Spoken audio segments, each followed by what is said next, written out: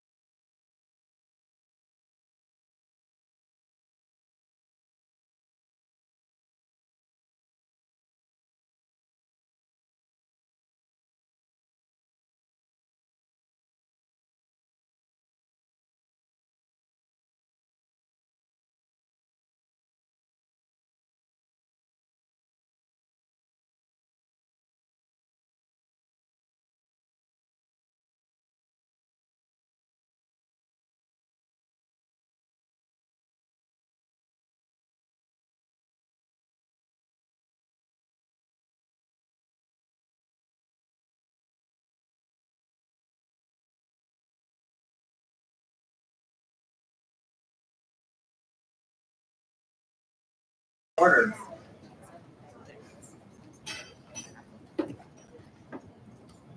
I'd like to introduce Chancellor Javier Reyes. Come up first thing.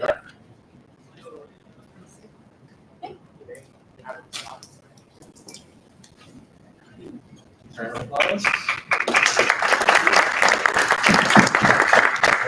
Very good. First of all, thank you everyone for giving me the space to come and make a presentation and do some Q&A. I really appreciate all of you and all the work that you do for our students. It's commendable that beyond your education, you also take on these positions of leadership, and it's important that you that I wanted to know that we know and we are aware, and it's great to have you that as part of the shared governance. So thank you for putting that work and that energy behind this. So I just wanted to give a quick presentation that I gave also at the Faculty Senate, Rules Committee as well. It's called sort of the state of the university where we were. So it might be a little bit at the beginning of the semester, but we can go with it. I'm not going to go through every slide because I want to make sure that we give you the time to do a Q&A, and also to make sure that you do your business, because I know that this is not the only agenda item. So we can go to the next slide, please. So the moment we're in is to try to describe the university and the moment we're in, where we saw what was happening with FAFSA, and that caused a lot of trouble with a lot of our students, with the Supreme Court decision that caused a lot of problems, of course, with the incidents and the demonstrations that we had as well last spring and last fall. So the moment we're in is one in which we have seen a lot of things that we all have to talk about and really to pay attention. But at the same time, as you will see from my presentation, I want us to always have something in relative terms. As a university, as you will see, when it comes to our rankings, when it comes to our enrollments, when it comes to our stability financially, when it comes to our achievements, you will see that we continue to be very strong. And in relative terms to other universities, that's not the case. Many of you, I'm sure, even just this past weekend, got to read about what's happening at UConn with respect to their academics. So that's something to bear in mind. In relative terms, we're doing very well.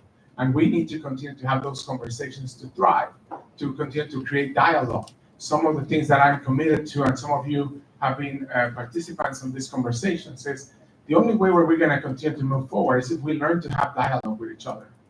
If we learn to be able to sit down and have conversations. Today, Dr. Loretta Ross was a wonderful speaker that I don't know if you were not able to see her or attend her speaking engagement today. I know that it was recorded, and I would invite you to all see it.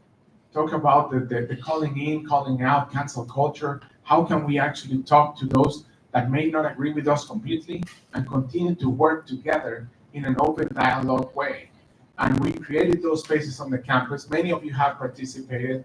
We provided, I'm sure that the student government leadership reported back to all of you of the space we created for the students to engage with Congressman McGovern and our state representatives, to be able to talk about demonstrations, to talk about activism, to talk about how your voices can continue to be heard.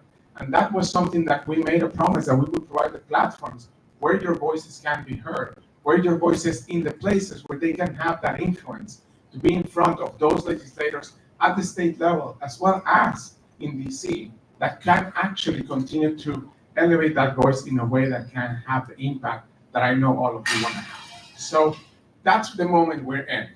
Now let's go to the next slide real quick. So in the past year, we welcome about 630 new staff vacancies that were filled in FY24. These numbers are important because there was this urban legend that we were not able to hire people to come into our university. We hired about 630. We're back to the staff levels that we had right before the pandemic. And a lot has happened from the pandemic. That's the level we should be, maybe not.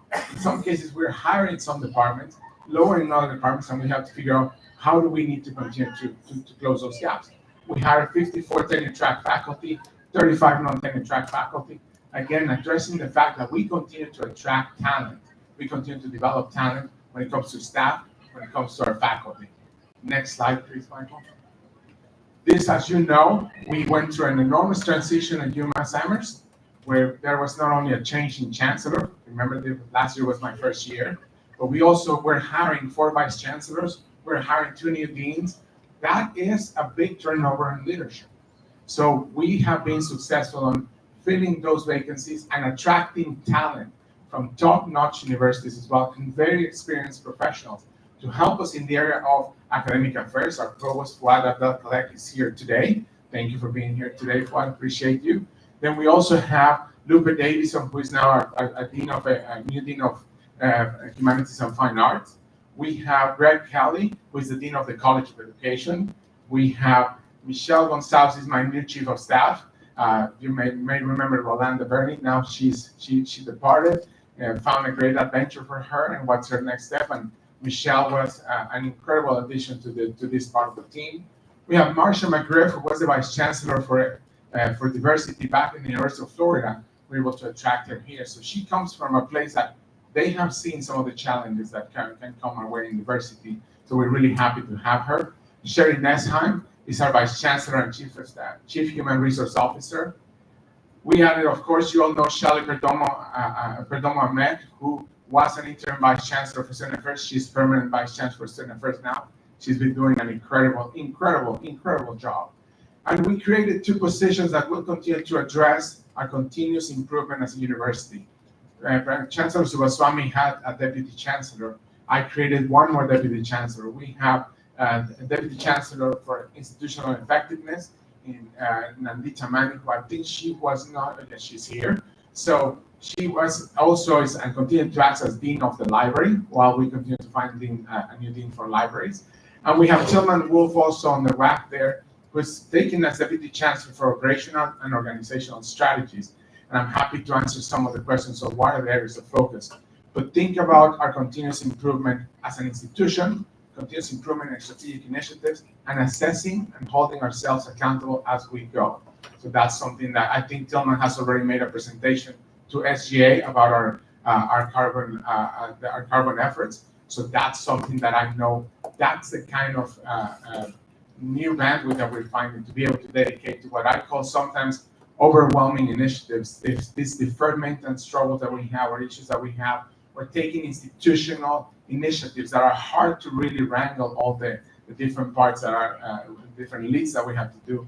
He's going to be working on that, while Nandita will focus a lot on assessing our strategic initiatives and the progress of our strategic plan, and making sure that we have checkpoints, we have visibility, we have transparency on things that we're doing, how are we making progress in all of those dimensions. So next slide. Now, we talked about we've been able to attract faculty, we've been able to attract staff, leadership, and in times that may have been we had headwinds. We also wanted to tell you that when it comes to our freshman class, we continue to be very strong. We not only attracted, again, over 5,300 new students for our freshman class, we continue to get over 50,000 applications, continue to admit about 25,000 of them, and we get over 5,300 to come in. But again, look for the areas in which we can see that we have continued success. This is the largest underrepresented minority class we have ever had. It went from being 16% of our freshman class being underrepresented minorities to now close to 19%. We were able to continue with the level of acceptance rate we have in the past. Alana continues to rise to be now close to 40%, and we continue to be a 70-30 in-state, out-of-state position. Again, not every university has been able to do that. Be able to attract faculty, staff, and students while we were facing one of the most challenging times that higher ed has seen in the past 5 years. The challenging times in the past 5 years that we have seen, that if you try to look for 5 years that were like this in the past, you would be really impressed to have anything like that. With a pandemic, when it comes to the geopolitical dynamics, and then starting an election year. While the Supreme Court said they made the decision, while the facts at the back of that we face. So we continue to be very strong, and this is not the story that every university sees. I'll skip the grad students because that's something that I'll talk to the grad students as well. Talking about international students, we continue to attract international students. We want to have more of that. We want to continue to bring that diversity, our cultural diversity that fits our campus so well, and that help us continue to be a global leader as an educational institution, a research institution. We need to have that. Although we would love to be able to give an opportunity to every student to go study abroad, we can't. But we can bring a lot of those international experiences and international perspectives into the fabric of our campus by attracting more international students. And that's something that we will continue to do. When it comes to research, we continue to be the #1 public research university in New England. We just, as you may have seen, our rankings have improved. Now we're number 26 among public universities. We continue to bring about $250 million of research, and we are working hard to ensure that we grow that infrastructure in a way that achieves three things. Yes, more research awards so that it continues to feed what we are as a Research One university, land-grant university, economic engine for the state. But two, we want to engage more students in research. And it's not only grad students, it's undergraduate students engaged in research. But we're also making sure that it's not only STEM research, but creative activities, entrepreneurship, innovation, community engagement. It needs to flourish, and we have made investments. Hopefully, you have been following the recognition that we have done when it comes to the Springfield Center. And now that we just named it after Henry Thomas III, Springfield Center is becoming an embassy for UMass, but it's becoming, think of it as a core research facility for community engagement.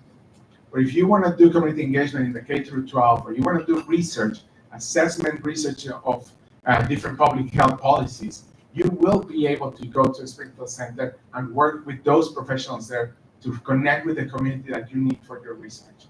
We also have the Cranberry Station. We also have the Marine Station in Gloucester. We also have the Regional Transportation Center. All of those have to continue to emerge like that, as well as Mount Ida. We're treating Mount Ida in a similar way that we're treating the Springfield Center, plus offering a little more in-residence experiences for you to be able to go to Boston, be housed in Mount Ida, but be able to do an internship while continuing your education, not only through the summer, but you could do it through the fall, through the spring semester. And just like we do a start abroad now, your first year you can start abroad. You could start in London, you could start in Spain. There will be a possibility to start your first semester perhaps in Mount Ida as well. There's no intention of growing 4-year programs in Mount Ida. Let me be very clear about that. That is not the goal. It's used as a way to provide experiences for our students that they cannot have in UMass Amherst in the Amherst campus, or that they can have in UMass Amherst in the Mount Ida campus. As you know, we have announced our new capital campaign with an objective of about $650 million. We are bringing about $70 million of fundraising. And I want to be very clear with all of you. This fundraising is not money that comes to us to now we can use as we are pleased. This is, you will be one day, I have no doubt, you will be alumni connected to this university when the time comes that you will be able to support a scholarship in the Department of Biology because that is your department and you would like to support that, or support the research of a faculty member. So this money usually comes earmarked, either for a building, either for a scholarship, either for funding research, or doing community engagement. This is not cash that comes to university, $70 million that comes to us. It does help offset operations because it provides scholarships, or it provides sometimes emergency funds for some students, or it provides some of the money that we need for career services or academic advising or student success. So, but I don't want you to think that we just get $70 million that we can decide how to use it. Those come with a specific direction from donors on where they want to see their support. They can make decision of who gets it. They cannot make decision it goes to this student or that student. That's not. They tell us, I want to create a scholarship. I want to create a research fund. I want to create a support fund for students. They don't decide who gets that. That is something that belongs to the university.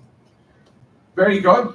I think that's where I wanted to stop when it comes to this. If you can scroll down just to all the way there. We have launched our strategic plan, which is now 2034 for the common good.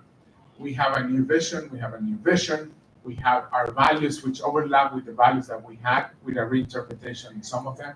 I invite you to all go read. We were very public with this launch. Many of you, if you have been here for a few years, participated in some of the listening sessions of the strategic plan. Now it's launched, now it's out there, now we stand for the common good. And if you go to the next slide real quick, 2 slides down. Oh, well, one. So our vision is advancing the boundaries of creating and using knowledge, leading the way toward a just and sustainable future for all. That is our new vision. I'll skip the mission because it's a little bit longer, but I invite you to read it. I invite you to read it, and I challenge you, because everywhere we have presented this, people have said that they see UMass in that mission.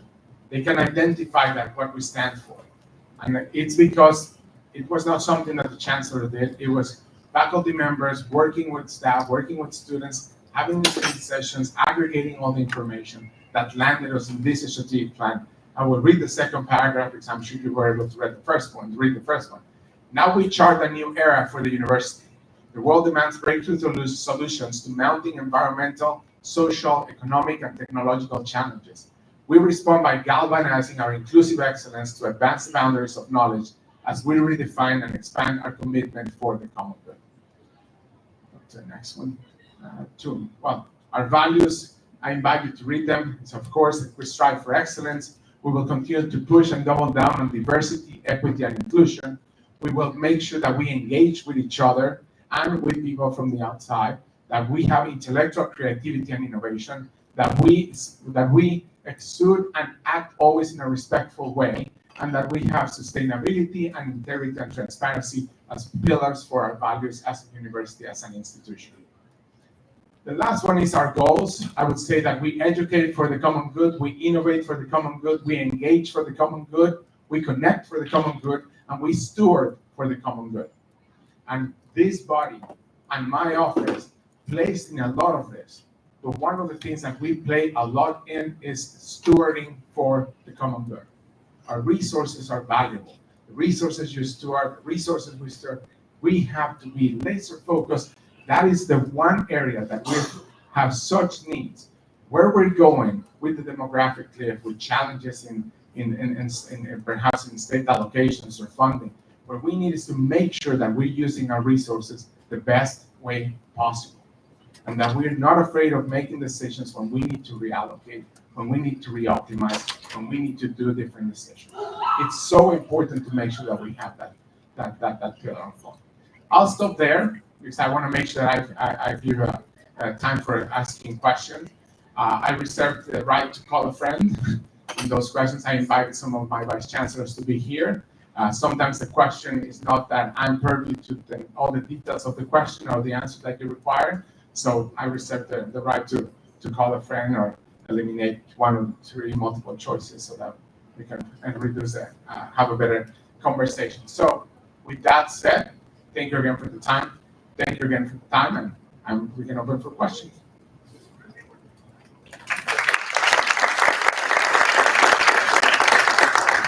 As a reminder, please use a microphone when speaking.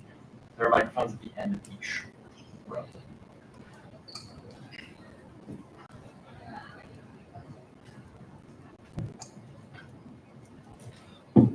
There we go. Yeah, hi. I came in a little bit late, so I'm not 100% sure if you touched on this, but recently the SGA just passed a BDS resolution, and I was wondering how you plan to honor and move forward with that. I know that it's not something that has made it to my desk or anything. It's not in my purview to move on that at the moment. Thank you. I don't know if any of the vice chancellor has to say that.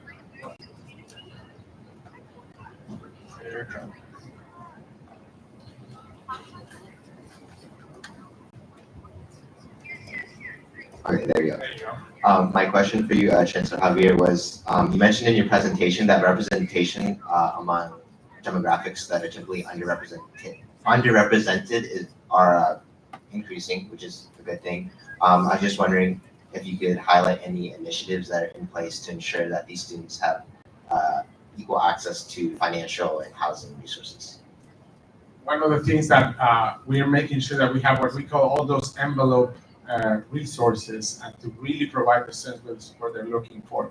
So I don't have Farshid, who would be the person that leads our student success of efforts at the moment as Dean of Students, Dean of Undergraduate Studies. in the provost office. But I can assure you that that is one area that we don't hesitate. Why? And we look closely because our retention effort is important. You can, if you have more people, but you're losing people, you're not making progress. So our retention effort, and I know that the provost has made it one of his main priorities is to increase retention. We're at 91%. Very few universities have 91%. We're not happy with our 91%. That's still losing a large percentage of our students from freshman to sophomore. So we want to make sure that we continue. But there are efforts to engage with some of our organizations and best practices at the colleges level, as well as at the institutional level for student success and assessing that they have what they need.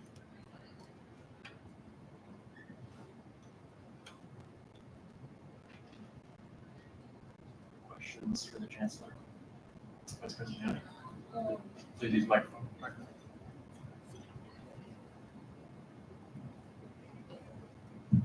All right. Do you think we can go back to the slide that talks about like the gifts and endowments? And do you think you could like break down and explain what it means for like the $48 million that's currently in use, like the $19.3 million for endowment and the 1.5 for capital project? All of those are part of the 69. So all of them come from private donations from alumni, sometimes foundations. What you will have is for current use is what we can use for scholarships right now, that they don't have to go into an endowment, we can use for scholarship, that we can use to create student success units, that we can create to support internships from some of the students in some colleges. So current use is money that people are giving to us to say, hey, use it as please now with respect to this specific areas, right? So that's the current use. And endowment is when somebody's saying, hey, I want to create a scholarship. Scholarship that I'm going to give, I don't know, $25,000, and that gives an endowment of about $1,000 a year that can be given to scholarship. So that's, again, private donations that go to a specific endowment that is now in perpetuity is going to give you 3%, 4% of that.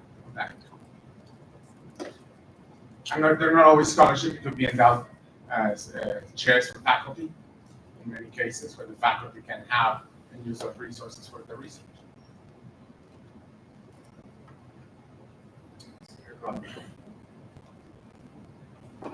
So I just wanted to touch again on this question about the divestment resolution. This is nothing new for the SGA. Last semester, we passed a similar resolution talking about divestment, which is obviously a conversation that needs to be had with the Board of Trustees. But I would be interested in knowing if you are willing to work on more opportunities for conversation with the Board of Trustees, with students on this issue that has been shown to be important to a good portion of the student body. I haven't seen the latest and I haven't gotten to my desk. What I know is that we provided that opportunity with Board of Trustees. And now I think you want to look for another alternative is what I heard. So as I read it, I'll talk to the president, but that's something that I know you're feeling that you want to move forward. I continue to tell you what I told you on April 25th, that there's some things that I think, not having read it out completely, if it continues to be overreaching in the area of academic freedom, that's just something that we provided an answer for that academic freedom. But I don't know exactly what is the conversation that we're going to have. Can I ask a follow-up? What was the concern with academic freedom?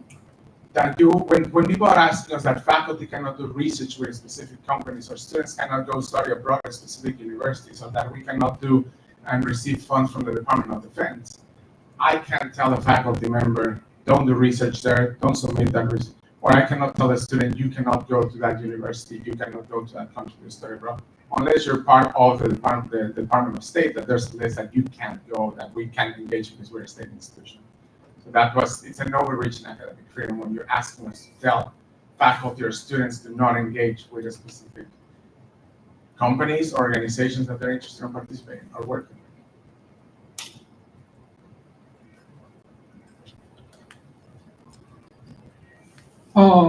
Is the endowment section like part of this? Like, is that like traceable? Like, can students kind of like see like where like the endowments like for like scholarships like kind of like being like implemented? Like, is that like accessible to the public?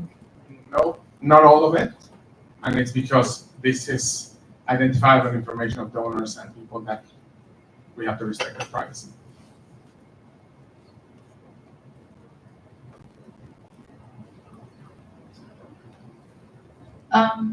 So I noticed in one of the earlier slides, there was a mention of 35 plus non-tenure track faculty that were hired.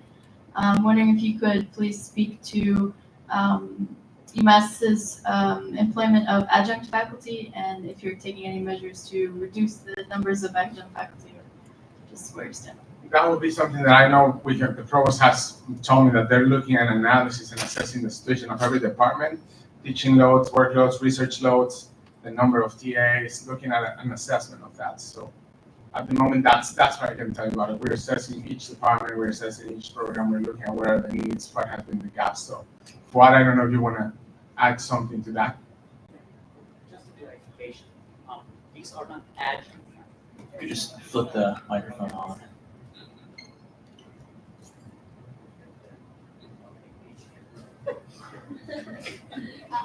Three. Can you hear me now? Yeah. So just to clarify, these are not adjunct faculty. Our non-tenure track faculty are full-time teaching faculty, and so we always look to bring in faculty with full teaching load. And as I'm sure you know, with solid performance over 3 years, they also are eligible for continuing employment. So the way to think about our non-tenure track faculty or teaching faculty is that they're specialized on the teaching mission. Adjuncts would be people who we hire to teach a course occasionally, and sometimes we do this for a number of other reasons, but our focus is on full-time employment of faculty who bring additional bandwidth in teaching, and we make sure they have possibility for continuing employment of the course.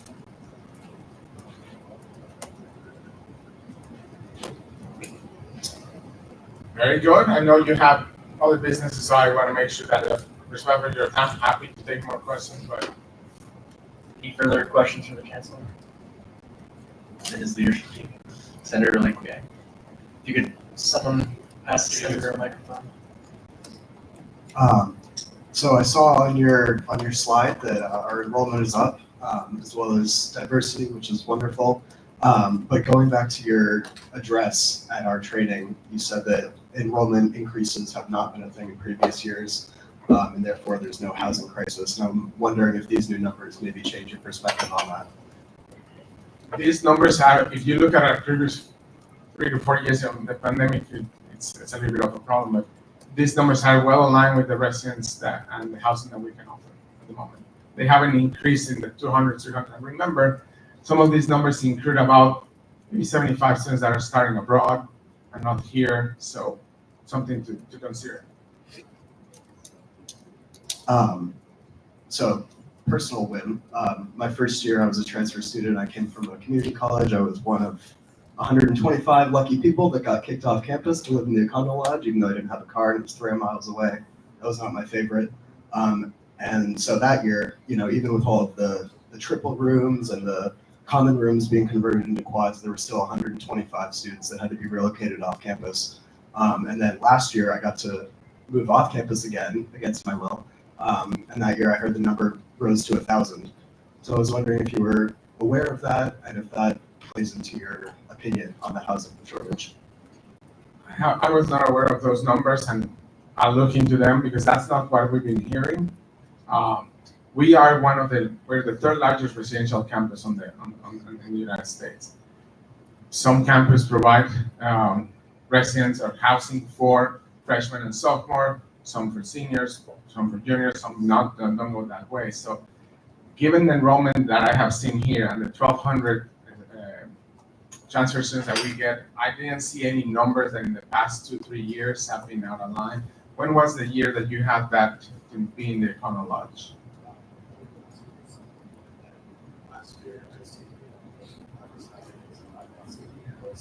You just use the microphone. 2 years ago, I'm a junior. My freshman year, I was in the Econo Lodge. And then last year, my sophomore year, I received an email saying that there was no space on campus for me, and there were about 1,000 people that applied for housing on campus that didn't get it. You said that your first year you were a junior and then you were a sophomore.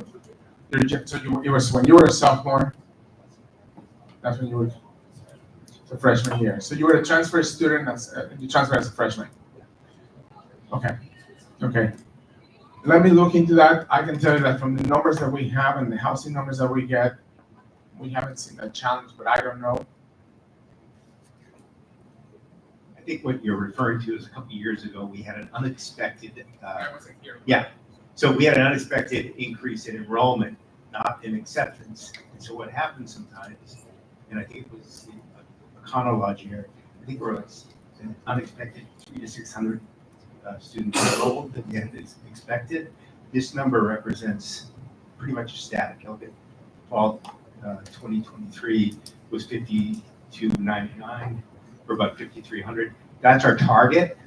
But what we don't know, in a year like we had this year, we had record numbers of applicants.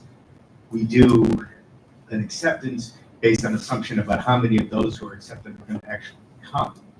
And every once in a while, those numbers go off. But this is a healthy enrollment, it's target. It doesn't represent an increase, it represents our target. Should be within the numbers of our housing. But now what you're saying is that you were kicked out once you're a junior. And you wanted to be housed on campus as a junior, as a sophomore. So I'll look into it. That's, again, those are not the numbers that I've been receiving. So I'll look into them. But thank you. Now, with respect to the housing and with respect to deferred maintenance, that's something we're going to be talking about more and more. Because housing is not only an issue for our students, but it's also an issue for our staff and for our faculty. So you'll hear me talk about housing a lot and do studies and analysis about it, and talking to the towns and talking to the councils and talking to the leadership. It's an important aspect. It matters. And we have to look into it. And we have a large stock of our housing that is something we need to look over the next 2 decades. We're going to have to do some serious thinking about our housing. We have to. Otherwise, I think it would be irresponsible to not do so. But it's a 2-decade construction or renovation. It's going to take time. I mean, just think about it. The towers have 5,000 beds. Imagine first to do anything with the towers, you have to build 5,000 beds first, right? So that's something that I want you to all be comfortable with, in the sense of the conversations we're going to have and talk out loud of the needs that we have, not to grow, but even to maintain this level of enrollment. We're going to have to put our thinking hat on. So thank you for the question, but I'll look into what happens with transfers and when do we make those decisions. Thank you. Yeah. There was a question over there. Go ahead. My last kind of question with this, I mentioned this a little bit to Vice Chancellor individuals with the URN percentage being 19%, and that's up from 16. If the university continues to try to like have more underrepresented minorities come to UMass, how does that like play a role into like the amount of like on-campus students that need housing? If those students are underrepresented minorities, they may need, and I say this because I think I'm speaking for myself as someone who would fit under this categorization, they may need more on-campus housing. So how does like the amount of students that are underrepresented minorities and the amount of that percentage of students going up, how does that play a role into on-campus housing? And how does that play a role in like moving forward, if that makes sense? I think if it's a matter of the composition of the class, then it doesn't change the demand for housing, right? If we were to grow the class, now remember, we're going to do the start in Mount Ida, the start abroad. So you could increase this number a little bit and you're still within the housing that you offer. I think, but I don't think now the need might be greater. There may be more Pell eligible students, there may be more financial need. And that's something we have to look, which is creating scholarships is important. Being able to advocate at the state level for support for financial aid, that's important. So.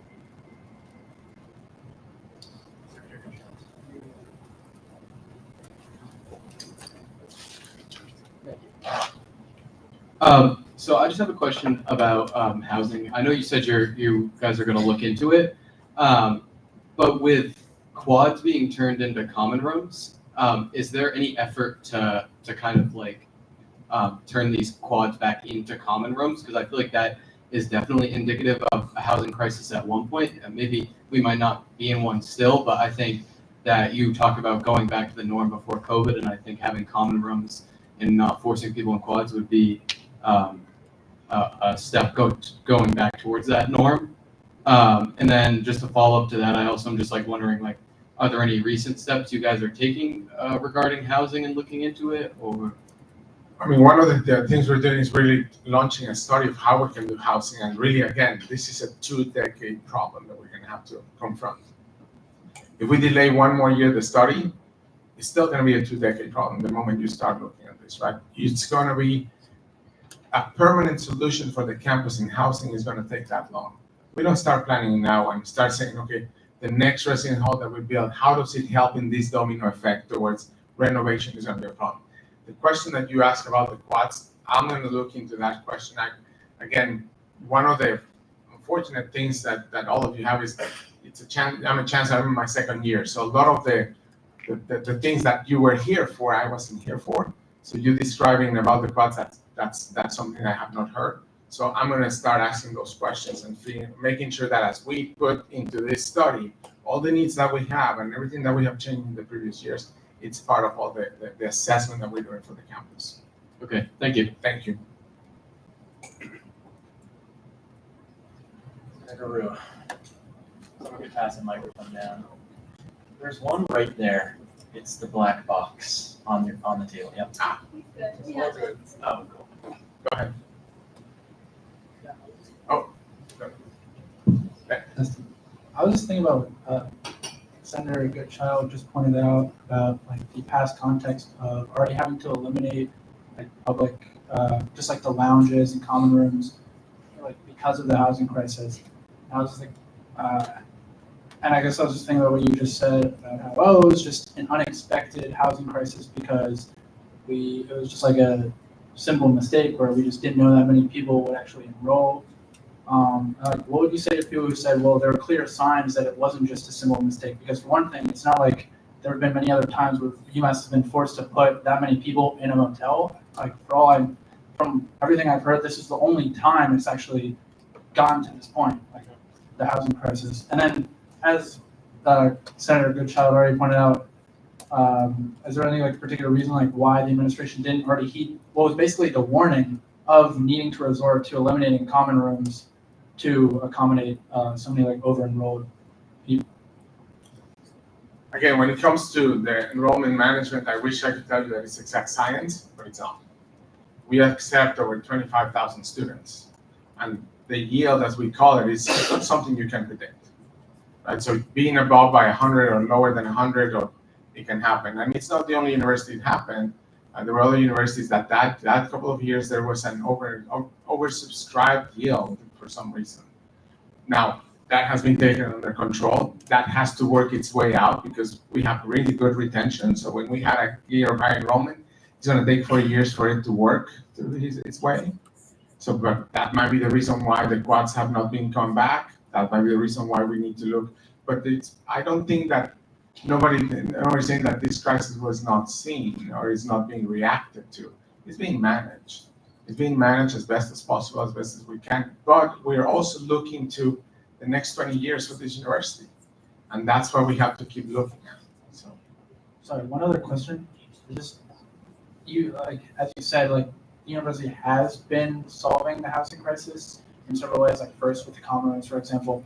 But it's kind of become normalized for the solutions to always come at the cost of students. Like it was more trivial to just like have common rooms eliminated, but then it's like continually the students are bearing the brunt of these.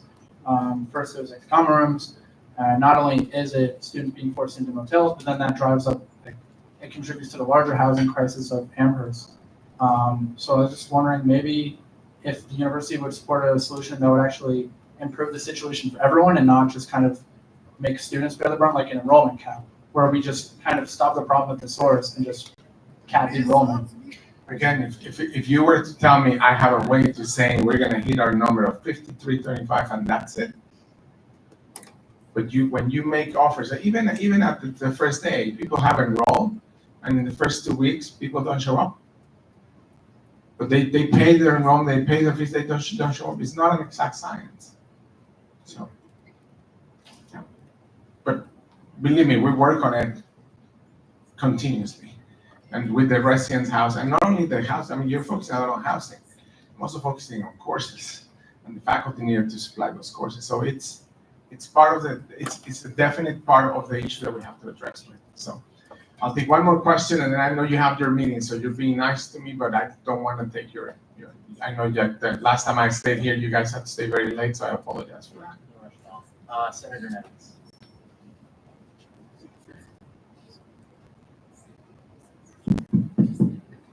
Um, I'm hearing a lot of, I want to talk, I think, a lot of like things that we want to do, things in 20 years. We're not here for 20 years. I know. We're here for 4 years. And the housing crisis is affecting us now.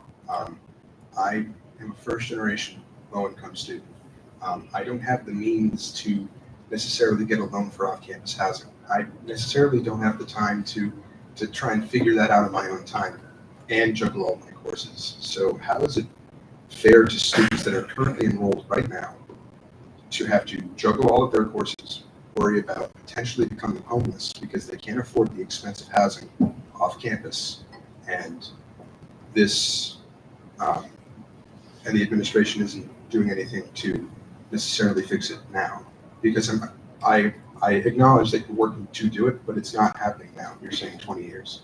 So what can we do now to help students? I would invite you to, if any of you or any of you have students that is facing food insecurity or is facing the possibility of being homeless and not having, make sure that you go talk to our dean of students and go to our basic needs center. We have support services, but those support services are not necessarily, and I would ask all of you to be very respectful. They're not the most, people don't want to be visible in that situation in many cases. But there's a lot of people that are working with the dean of students and with the basic needs center that it was pushed and supported by you, the students, to have it. So there are resources that we can put around individuals that need them. But it's something important to make sure, one, let's keep them visibility of the resources exist. And then let's let the teams working with them. Because of the efforts that you have put together, we're launching the food insecurity effort that we have now. There's a food distribution network. You're going to have the food pantry next fall. So we're working on it, on the things that you want us to. The first one you said, it's food insecurity. We have started to address that one, and we didn't want to wait until we open the food pantry next fall. We said, no, we start the food distribution network now. If there's issues with respect to housing, let's make sure that we gather that information and we put it in front of the people that are working and have the resources to provide our students with guidance, support, understanding of what could be the options for them, and that the university can put in front of them. Thank you. I think that was, do you want me to take one last question or? We have time for more questions. Senator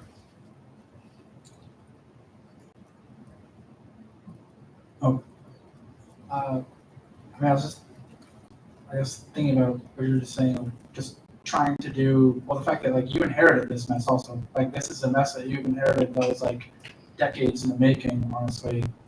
And I was also thinking about what you said about how UMass Amherst is like, does have one of the most, the largest on-campus populations, which means that there are so many other universities that are larger than us, but they just have more other students off campus because there's just way more housing stock there. So I guess what the question this brings me to is, like, what do you see the role the town of Amherst has played in kind of enabling this housing crisis and kind of just putting the university in this uncomfortable situation where, yes, like, I still think like there have been problematic reactions to this, but on the other hand, we still need to do a lot to hold the town of Amherst accountable so that you guys can actually just do your job of educating students. First, thank you for bringing that to the question. And I'm taking a different approach to what has been taken in the past, perhaps decade or two. We're establishing partnerships with the town of Amherst, with the town of Hadley. We're spending time together with their councils, with the leadership. Just even today at the house, there was one representative of the Amherst Council saying, "Hey, how can we talk about housing?" We had Nancy Buffon from John Kennedy's office at the town council the other day talk about housing and how the university would like to provide information and be part of the solution. But again, and I hear you with we need it now. One of the things that we can find things that we can do now, building a building in a state institution. I mean, there's some buildings that Chancellor Swami put out to build that are just starting to be built now, right? It is building takes time. We don't have time to wait for the building. How can we work together to make sure that we take care of our students while making inroads into conversations that what I always tell you, and I said to some of you in the training of the senators, our job is to ensure that we can take care of as many needs as we can today, but that we also start making sure that these are not needs that others will have 3, 4, 5 years down the road. So we have to have a short-term objective, but we need to have a long-term perspective. And as student government, that is the hardest thing to do for all of you. For all of you, because you're here for 4 years, you may be a senator for 2 years, you may have already been here, and you're in your last 2 years, and you want to have an impact. You want to make sure that you move the needle. You want to make sure that you establish initiatives that help us. I'm telling you, that's the hardest thing, because most of the times those initiatives that will touch so many will come 1, 2, 3 years later. There will be the benefits. The last year was working on food insecurity. It's starting today, but the next year is the one that will get the biggest benefit. And that is the hardest thing in any organization, short-term versus long-term. And as part of leadership in a university, that you are part of that leadership, you need to make sure that you have to keep your eyes on both. What can we do short-term without sacrificing that this will be solved in the long term? So, but thank you for the questions. Truly appreciate the time. Thank you.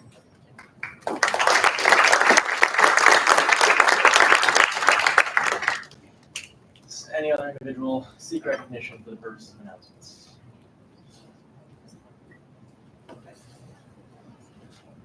All right. There being no more individuals seeking recognition, the associate speaker will record the roll call.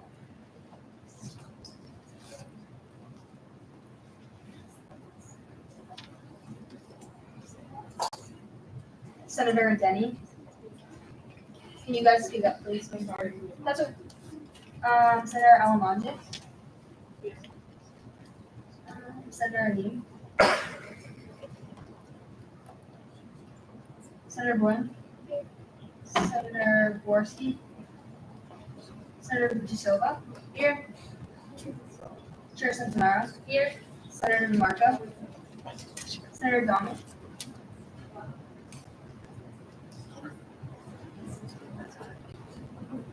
Senator Duarte. Here. Senator Duvetti. Here. Senator Eze. Here. Senator Faeza. Senator Germain. Here. Senator Hercule. Here. Senator Kiramani. Senator Ibrahim. Senator Imran. Senator Jameh.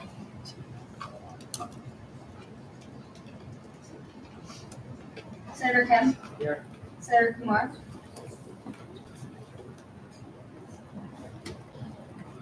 Senator Leclerc. Senator Lewis. Senator Lewis.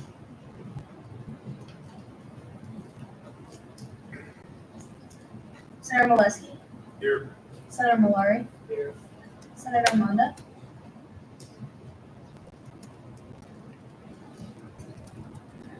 Senator Manikandan. Chair Mazanda. Here. Senator Mello. Senator Nevins. Here. Senator Nguyen. Chair Onyeka. Here. Senator Patel.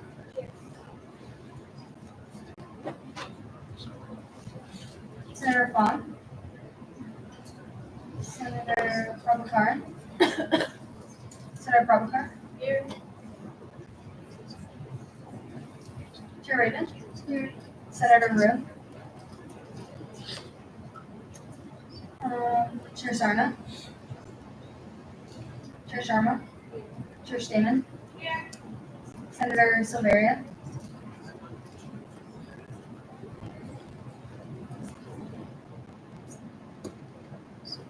Senator Strong. Senator Timken. Here. Senator Town.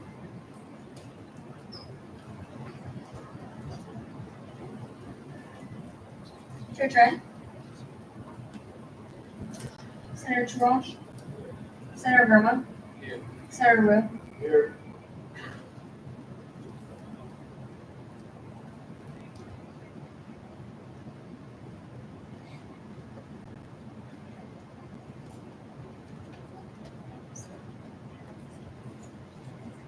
34 voting members, a quorum is present. The minutes from the last Senate meeting were sent out to you all 48 hours prior. Are there any corrections to the minutes? There being no corrections, the minutes stand approved without objection. On to officer reports. I'm going to limit officer reports to pressing updates and/or 1 minute max per officer. With that, University Student Trustee Olvera is recognized. I go over here. Okay. Hi guys. It's not even on. Should be on. Hi guys. I hope you're having a good week. My movie. Okay. It's on. You just have to. That's hard. Okay, we're just gonna hold it. I feel like I'm performing. Okay, really quick. So I had a meeting with Chancellor Reyes last week and Lauren, the Director of Financial Aid. So I've been working on the Mass Grant formula for quite some time now. And this whole time I figured out there's like an issue with the way the formula was presented, comes out to find that UMass is just receiving the formula super late. So Laura wants the formula to be given to us with like a grant amount in January, and we're getting it in October. So I don't know if you guys can see that, it's 10 months late. So we're losing out a lot of money right now. I put it in my report, so if you guys want to read a little bit about it, it's just super important. I'm hoping that we can get data from the financial aid department within the next 3 to 4 weeks, and it's just going to give us like what we should have got for money in January versus what they gave us in October, and how much money we lost out on, so we can see if we can go back to the state and have a couple of people, well, not me, President Meehan, have him go back in, and he's willing to do it. We've talked to him about the Mass Grant issue, and he's fully aware that there is a big problem going on. But yeah, we're going to see if he can advocate for us, and just, yeah, that's about it. But please read the report. It's really short, but I think it's super important for you guys. Bye. Thank you. President Hopkins. Hi, everyone. Hi, everybody. Real quick. First of all, my report out is up there. However, I want to do 2 quick things. First of all, we are currently working on putting together a number of working groups for different things we're trying to tackle. That includes financial reforms, registry reforms, food security, textbooks, a number of other issues. So if that's something you'd be interested in learning more about or getting involved with, please let me know. We'd love to see some of our senators get more involved. So please just let me know. The other thing I just wanted to mention and acknowledge is that I know this is a really stressful time of year for a lot of people right now. Midterms taking place, it's a busy time in the SGA. And of course, we also have an election coming up, and we have a lot going on in the country and the world right now. So I just wanted to really emphasize the importance of taking care of yourself, staying on top of your academics, and just making sure that you are personally well. I know this can be a lot sometimes, but I feel like in order to be in your best frame of mind when it comes to SGA, it's important to make that time to take care of yourself. So I hope my challenge for all of you in the next week is find an hour or 2 or more to do something that is relaxing for you. Any questions? All right, have a great week. Vice President Leon.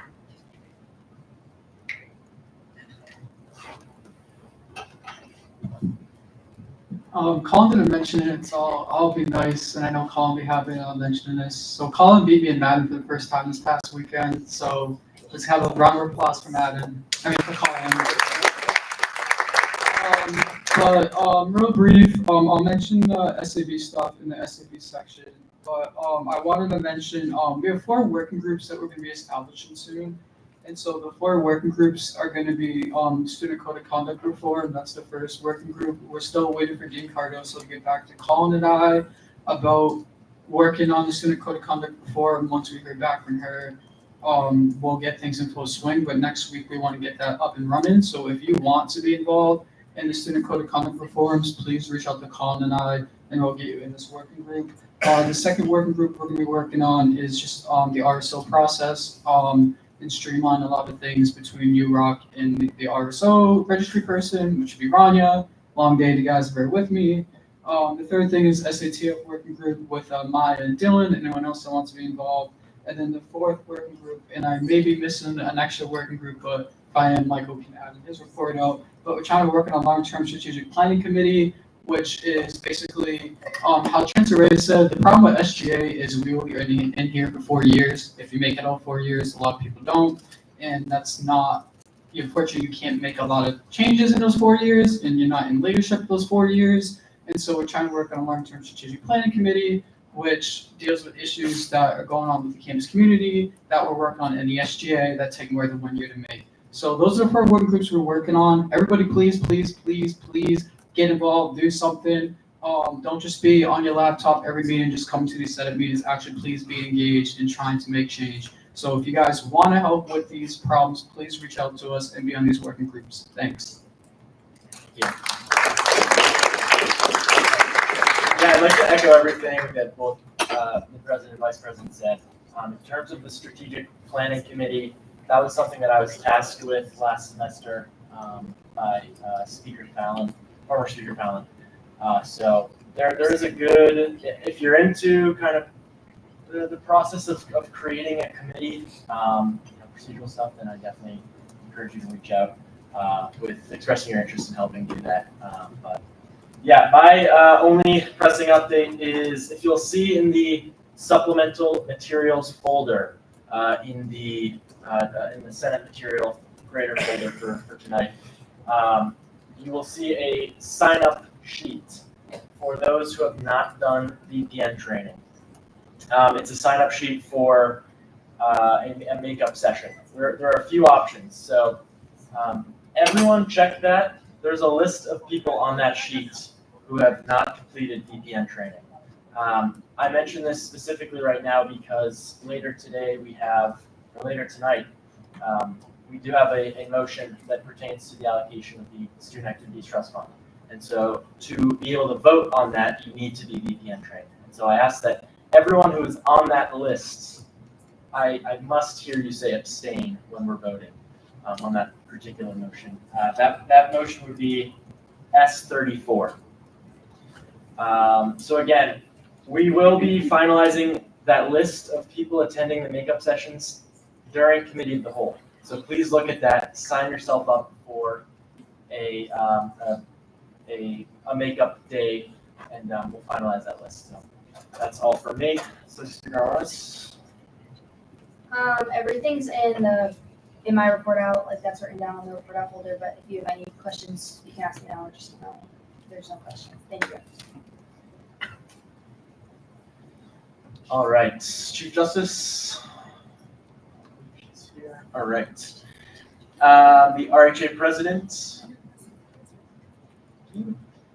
Any RSO Council Presidents may be recognized.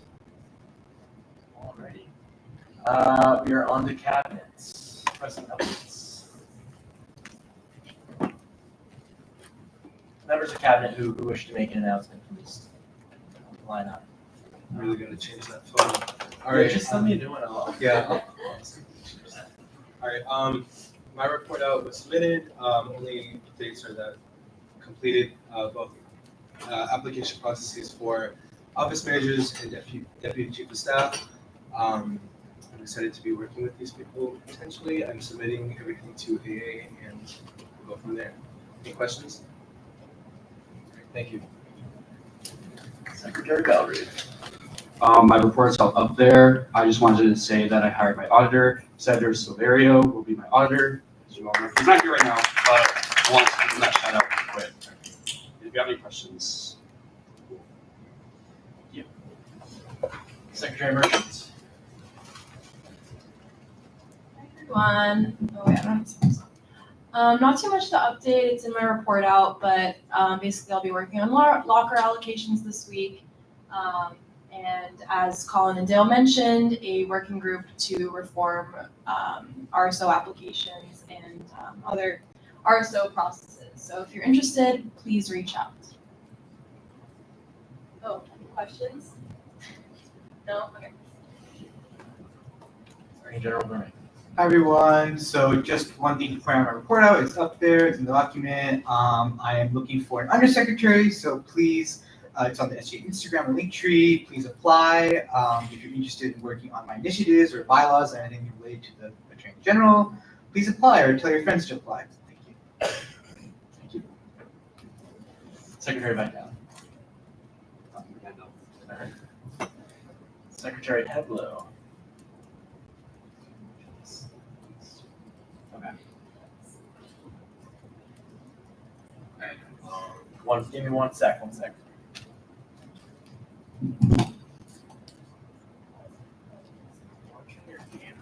Or not. I mean, I can flip my screen over.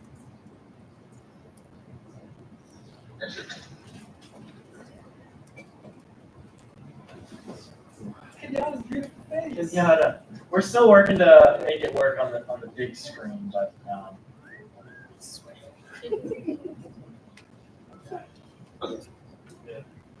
All right, great. Hi, everyone.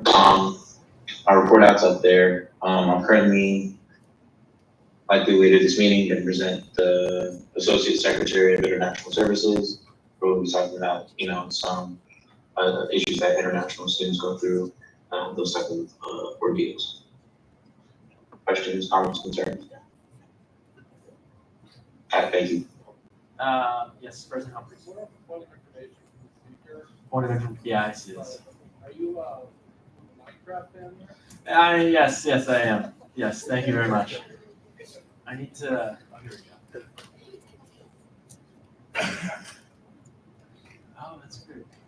It turns the camera off when. Any other questions for the Secretary of External Affairs? Okay, thanks, yeah.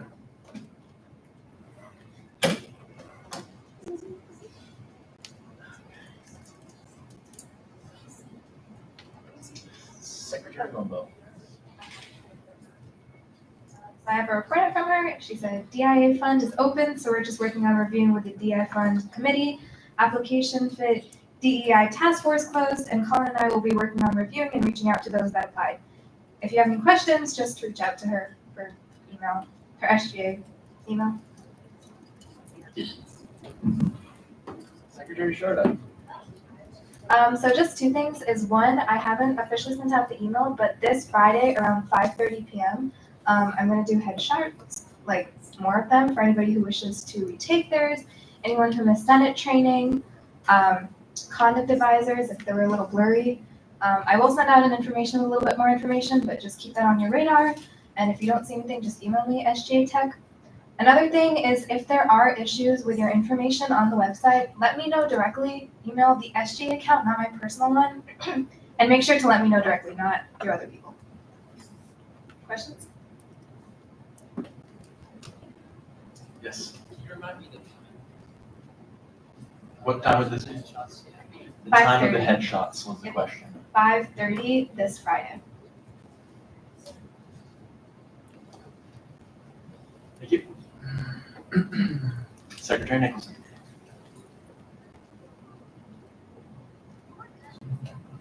I'm here, guys.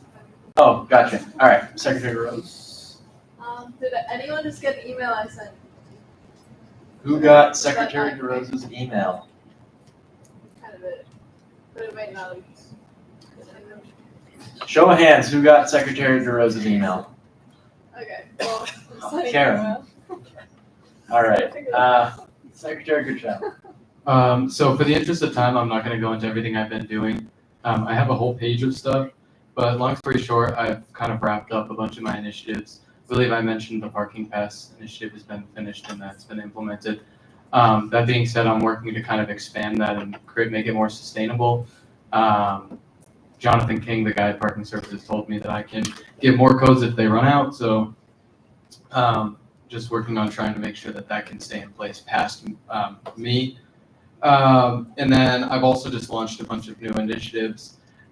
We recommended 3 ombuds finalists to the chancellor, and we have lunch with these candidates in weeks to come. And other than that, I don't think I have any pressing announcements that I want to take up time with. So thank you guys. And Secretary. Hi guys, hope you guys are doing good. Oh, yeah. If you look at that QR code right there, everything's in my report out. The only thing I want to highlight that this is the QR code that will take you to a Google form to sign up for the Narcan training that we have.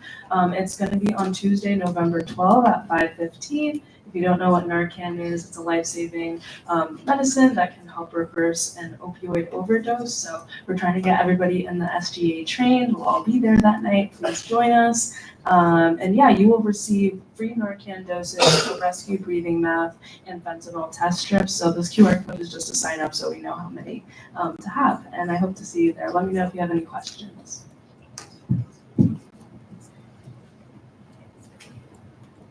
Thumbs raised when we're good with the QR code.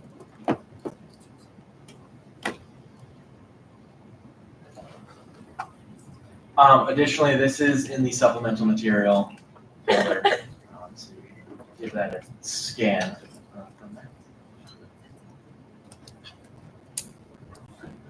there. Any faculty senate representatives may be recognized. Any ESO event representatives may be recognized. Any Vice Chancellor Student Advisory Board representatives or other advisory board representatives may be recognized.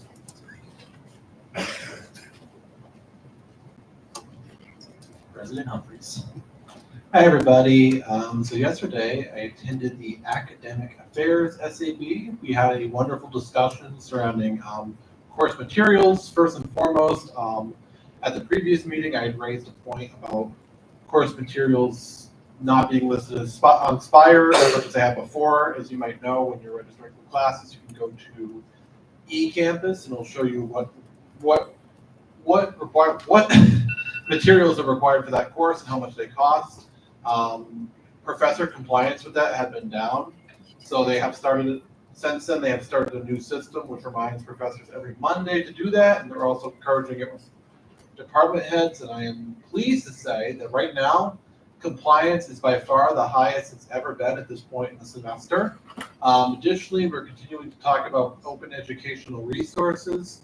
We're going to be starting soon an SGA PR campaign, encouraging professors to switch to open educational resources, which are basically free for students and professors. And they're also, the library is expanding their grant program, but we're also talking about how from an administrative level, they can provide more support to instructors to help them make that transition smoother and help encourage them to do that, because course materials are just way too expensive. So that's going to be a continued conversation in the coming weeks and months, but it was great to finally get that conversation kicked off. Finally, we had a bit of a talk about iClickers. I can provide a little bit of an update that they are currently exploring alternatives to iClickers. I know Eisenberg uses a program called Top Hat. They're looking into potential virtual alternatives and hopefully something that would not cost students. So that's something that they're exploring and hoping to make the transition to at some point. So we're going to continue to push them to do that, because I think it's very important that we bring down the cost of course materials. Does anybody have any questions about any of that? All right, thank you. Today we also attended the University Relations SAB, and the thing that we primarily went over is in downtown where the fire station and the CVS is, and that kind of little strip right there, they're adding like a university like store, but it's not just a store. It's really going to be like kind of like a hub, like a UMass hub in downtown. And so what this is going to entail is it's going to have like merchandise. So it's going to be like a store, but it's also going to be a place where students can like study, where groups can have like small events, and there'll be a meeting room. And so we talked about that. And we also talked about with Nancy Buffon. She is the Associate Vice Chancellor for University Relations. And we talked about UMass kind of has, compared to like other schools, especially schools that are really big in football, like in the SEC schools like Alabama, Arkansas, and those types of schools, they're really focused on like their branding and kind of have like traditions. Their traditions are like sports. UMass doesn't really have too many traditions. And so something that we're going to work on the rest of this year is to try to come up with like traditions that UMass has. So whether that be kind of like putting more emphasis into the athletics, into the art, stuff like that, or really trying to kind of create like a culture of like tradition. So yeah, any questions with that? Okay. I was also at the university relations meeting. I just wanted to add on that they're looking for like a group of 6 to 7 like undergraduate volunteers just to like help get into like some RSO spirit events or just like help the university relations like figure out like what works to like get students involved with like what positive events can we have that aren't like a certain weekend in March where people are kind of off the rails. Just like things that we can do to like get some positive school spirit going, make sure that like the campus life isn't kind of dead, especially knowing that like in the past like 3 decades, like the atmosphere has changed a lot and they're trying to make sure that we can really make the most of the changes. Oh, any questions?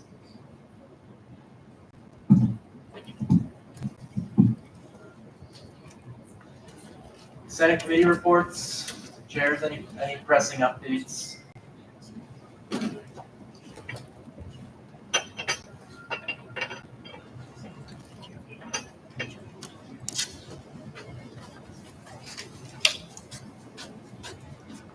Chair Nika. Hi guys, nothing too much, but right now we are doing voting registration tabling, and we've gotten a lot of students outside of SGA who are doing it, so it's really exciting to get them involved in helping other students. We're giving them community service hours for that as well, and there's still some more slots, so if you want to sign up, go ahead and do that. That's it.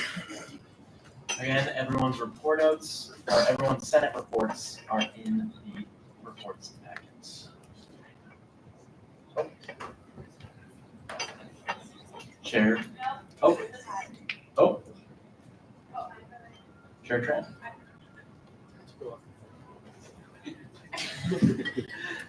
Hi guys. So basically, I'm have meeting with the advisor sit, and we talk a little bit about how to improve Europe and how to improve the RSO process and other things as well. I also have like a brief meeting with Speaker Michael as well to talk about that and how to improve it. My committee has started the CAP process, the auditing process. So yeah, that should be fun. And yeah, that's pretty much it. Oh yeah, my recording's out as well.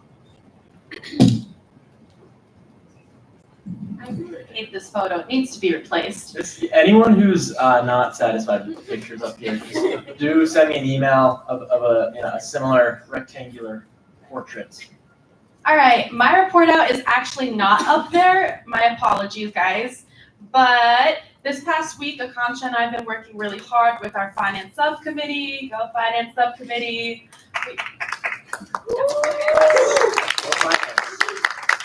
We actually have a motion coming up today in Senate, so that's going to be a really interesting motion. But yeah. Besides that, we are keeping the ball rolling with SATF reforms and other ways and means initiatives. So later this week, you guys will get an interest form from Akansha and myself. It will give you an opportunity to sign up and be a part of these initiatives. Our ways and means senators will be leading these and helping me push these along.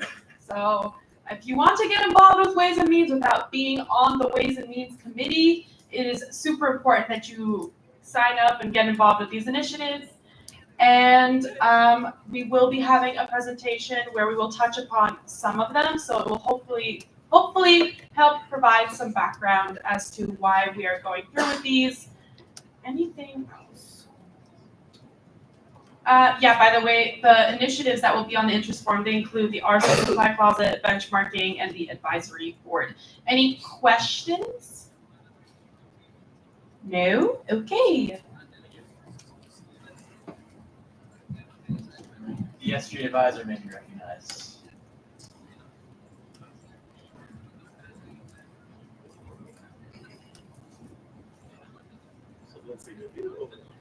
Oh, over your screen. Sit, you gotta get a picture. Good evening, everyone. I'll be quick. Just two good news. One is we have an advisor that accepted our offer to be the next advisor in the source. So we will have another full-time advisor in the source, which will help with over 1,000 student groups that you guys just sent us. I'm just kidding, 41 groups that you sent us, so that's really good to have somebody actually there. Also, on Monday, the 28th, we are bringing a candidate for the Associate Director for Student Governance, would be the full-time advisor to both SGA and GSG. And what I need from you guys is, I have other stuff for other folks in here to do, but from the senators is at 1:30 in the black box. He will be doing a presentation, all right, and it's called an open forum, and then he'll be taking questions from you guys, right? So this is going to be your full-time advisor, so I hope that you guys can make it. So this will be October 28th, next Monday at 1:30. I know some of you guys may have class, but encourage as many people to go, all right? So thank you. Have a good night. Questions? Questions? All right, thanks. Yes, great news. Everyone should attend that. It's very important to ask, a future advisor questions. All right. Former speaker sheets, not here. All right, those are just the reason to call in session the committee of the whole. There does. Someone say yes, please. Yes. Okay. And the reason is a presentation regarding the Student Activities Trust Fund by Margaret Curtis of the Faculty of Finance and Chair Shane. All right. The Senate will stand in recess, and the committee of the whole shall be in session to discuss SATF. Just a reminder, parliamentary procedure is suspended, and the Senate may not take any official votes or actions. This means you can just speak. I don't have to call on you necessarily. We don't have to talk in the third person. This is a more relaxed session. So. All right. I now welcome Margaret Curtis, Financial Leadership. I have your presentation. There it is.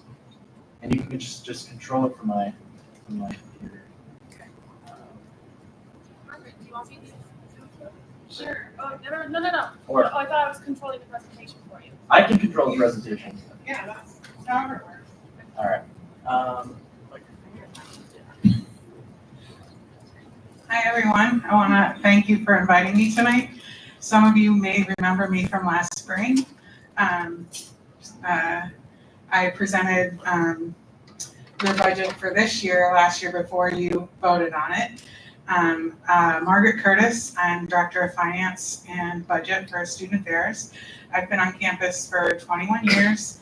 I've been working in SACL for the last 5 years. And I think that's about it for my personal background. So I believe that I've been invited here to I'm going to give you kind of the high overview of the trend that has been going on for the last 10 years in the SATF. This is to highlight that some of the situation that we're in now started many, many years ago. And it's sort of when the chancellor was talking about stewardship and that just as he has landed in a lot of problems, you guys have landed in a problem too, but we are all here to work together. There's a lot of great initiatives that we'll talk about tonight that I think that we will weather the storm, no problem, it'll be fine. So what this slide is showing is from 2014 to now, the green line is the money you take in, the net revenues. This is the fee income. And the red line is how much is going out of that account. So this doesn't talk about balances or anything. It's just straight what comes in for a year versus what goes out for a year. So as you can see, from 2014 to 2017, the amount of money coming in was greater than the amount going out. This means that we were building up a little balance. And then you can see that the SGA in 2017 and 18 decided that they would spend some of that balance because expenses exceed revenues. In 2018, Lydia Washington, many of you might remember, this is about when I came into SACL. And Lydia worked with the SGA board at that time to show that this trend was unsustainable. You couldn't continue forever to give out more money than you're bringing in. And so at that time, they began talks about increasing a fee, but as you can see, COVID hit. This circle here shows another big buildup of balance because there was very little activity going on, but the revenue was still coming in. So in 22, 23, 24, we start spending that balance. And RSOs get really comfortable with asking for that balance, right? And we keep getting it out. And then we end up in 25 where, again, we're on that trend where the money going out is a lot more than's coming in. Go ahead. You know why, starting from, I don't know, sometime between 2018 and 19, expenses started to go down? Yeah, all the students went home. So it was, COVID happened here, 20 and 21. So, but it looks like the expense was going down a little bit before that. Fees went, I think fees might have gone up, but it also could be just that they allocated less that year. Fiscal year 2019 is the year of COVID because it happens 2018, 2019, so they stopped spending money in this year. That's true. Spring of 19, well, no, 20 is when we all went home, right? March of 20 is when we all went home. Go ahead.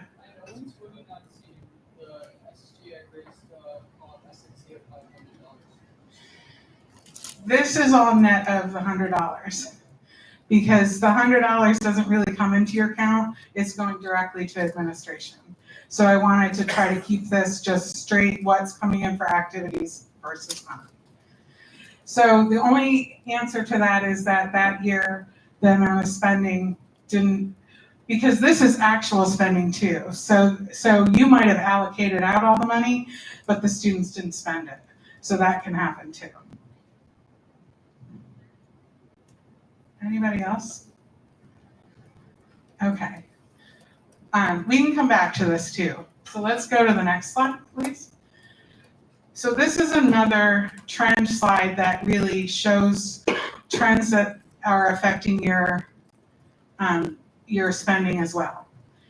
So this is not the total number of RSOs. This is the amount of RSOs that received funding from the SATF. So lots of RSOs apply for the funding, but not all of them get it, and they all don't get it at the amount that they request. So this is just a reflection of the numbers that did get money. So you can see in 2014, when we were spending less than we were getting in, we only had, around 130 RSOs getting money. And then it starts to climb. And see, in 2018, it was up around 220. And that's when Lydia was working with that SGA to say, look, you're giving out a lot more. There's more active RSOs. There's a lot of money going out of here. We need to talk about this. But again, the trend comes down again because of COVID. But here we are, 23, 24 to 25, we're already back up to the 2018 number. Where this year, at the beginning of the year, we gave out money for 220 RSOs. That does not include the numbers that have applied to become RSOs and are being included now. So this is even before that money is given out. Any questions on this slide? Okay, next slide. I'm going to hand this over to Maya. These next 3 slides are just a list of the current initiatives we know about. If we have more ideas when you join her committee, we will implement them.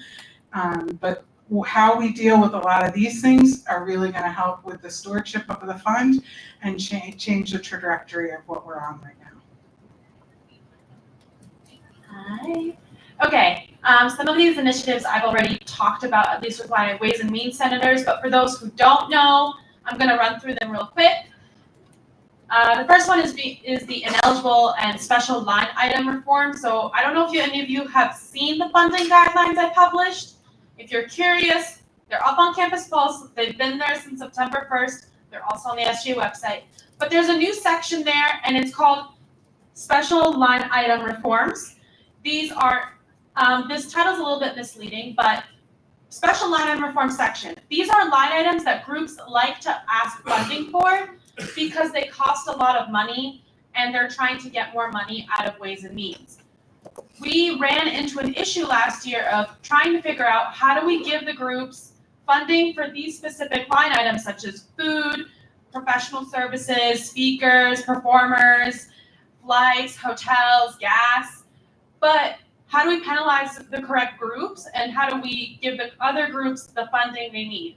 So we created a special line items reform section. If you see it, it's literally a template. Like you're meant to go in there, click, copy, paste, and boom. If the RSO, by using this resource, the RSO would just have to substitute in the information that is required of them. And by doing this, you're making it difficult for the groups who don't need like pizza at every single general body meeting, for instance, but do need food for, I don't know, whatever cultural night they're doing. You're able to give groups the resources they need. The next one is the advisor submission requirement deadline. So this is a new reform. This was actually not suggested to me in the SATF reform process, but we have added an additional deadline. It's November 22nd. Usually in the review process, RSOs have the option to submit a budget request to their source advisor. It is optional though. So usually what people do is they will send Ways and Means a budget request January 29th, 11:59 p.m. on the dot. And the advisor, all they have to do is forward it. They can't even look over it, check for mistakes, none of this. So this is, by doing this, we're keeping RSOs accountable. They're able to get the feedback that they need from their advisors, who have also been given a checklist of things to run through when they see these budgets, and they have 2 months to fix the mistakes and send it to the committee. The next one is actually Dylan's. Kind of already drowned this point to death, so I think I can assume that you all know what the audit is, and you can just go to the next one. I feel like I've talked about it so many times. And then, do you want me to talk about these? Okay, yeah. So inactive RSO revenue withdrawal is something that we're still in the middle of doing currently. We'll be discussing because we do have a full year to do that. But basically, there are RSOs that have been inactive since pre-COVID. And in the bylaws, we have the ability to take back their revenue accounts because we take back their fee accounts every year. We can't take back the revenue accounts until 5 years have elapsed. So that will be something we're looking into to kind of get more funding to, and maybe make it a yearly process for all the new RSOs, maybe next year who have the last 5 years of being inactive. And then. So the second point is, I don't know if all of you remember, but last year there was a contract being negotiated with Club Sports. We were supposed to transfer management to put it under Reckwell, and that process didn't end up going through. So we're restarting it this year, and negotiations are currently ongoing. But the goal of this is, I don't know how many of you know, but Club Sports, they take up a good portion of our SATF budget requests. I think there's like 42 of them, if I'm not wrong. I might be fishing. Yeah. So, and they request a lot of money, and they need a lot more financial support than we're able to provide. So we're currently in the process of negotiating a contract and having Reckwell support them financially, as well as us, just not in the same capacity. So they're support better financially, and it's not as much of a strain on our SATF. And the next one is a supply closet. I've also talked about this initiative. Basically, the goal with this is looking at what RSOs are requesting, like looking over the requests and basically saying, okay, what do RSOs keep requesting that we can create a supply closet for, a lending system, so to speak, and make this a more sustainability initiative. That way, RSOs are not requesting the same thing. What we ended up seeing last year is a lot of RSOs will request funding for a line item. They use it once, they never use it again, and it can be reused, or another RSO can use it. So we're thinking about possible ideas to establish a supply closet and a lending system, keeping track of the inventory, and just, yeah, making it, again, so that RSOs are able to request funding for things that maybe are not as easily accessible. So, and then a fee increase. Now, this has been a conversation that has been going on for the past few years, and as you can see, it was raised by $1,750 in fiscal year 2023, which is 2 years ago now. But as you saw from the graph earlier, our expenses are just increasing more than that fee increase made up for. And we don't have an exact amount right now. We have an external reviewer coming in from outside the university to look at how much we need to increase the fee to remain financially stable. So there's no set amount, and we're going to do student consultation for this, and we're going to go through all the correct processes. So there's nothing established currently, but a fee increase is something we're looking at because, as you saw from the graph previously, it's just not sustainable to have our expenses increasing without our revenue increasing.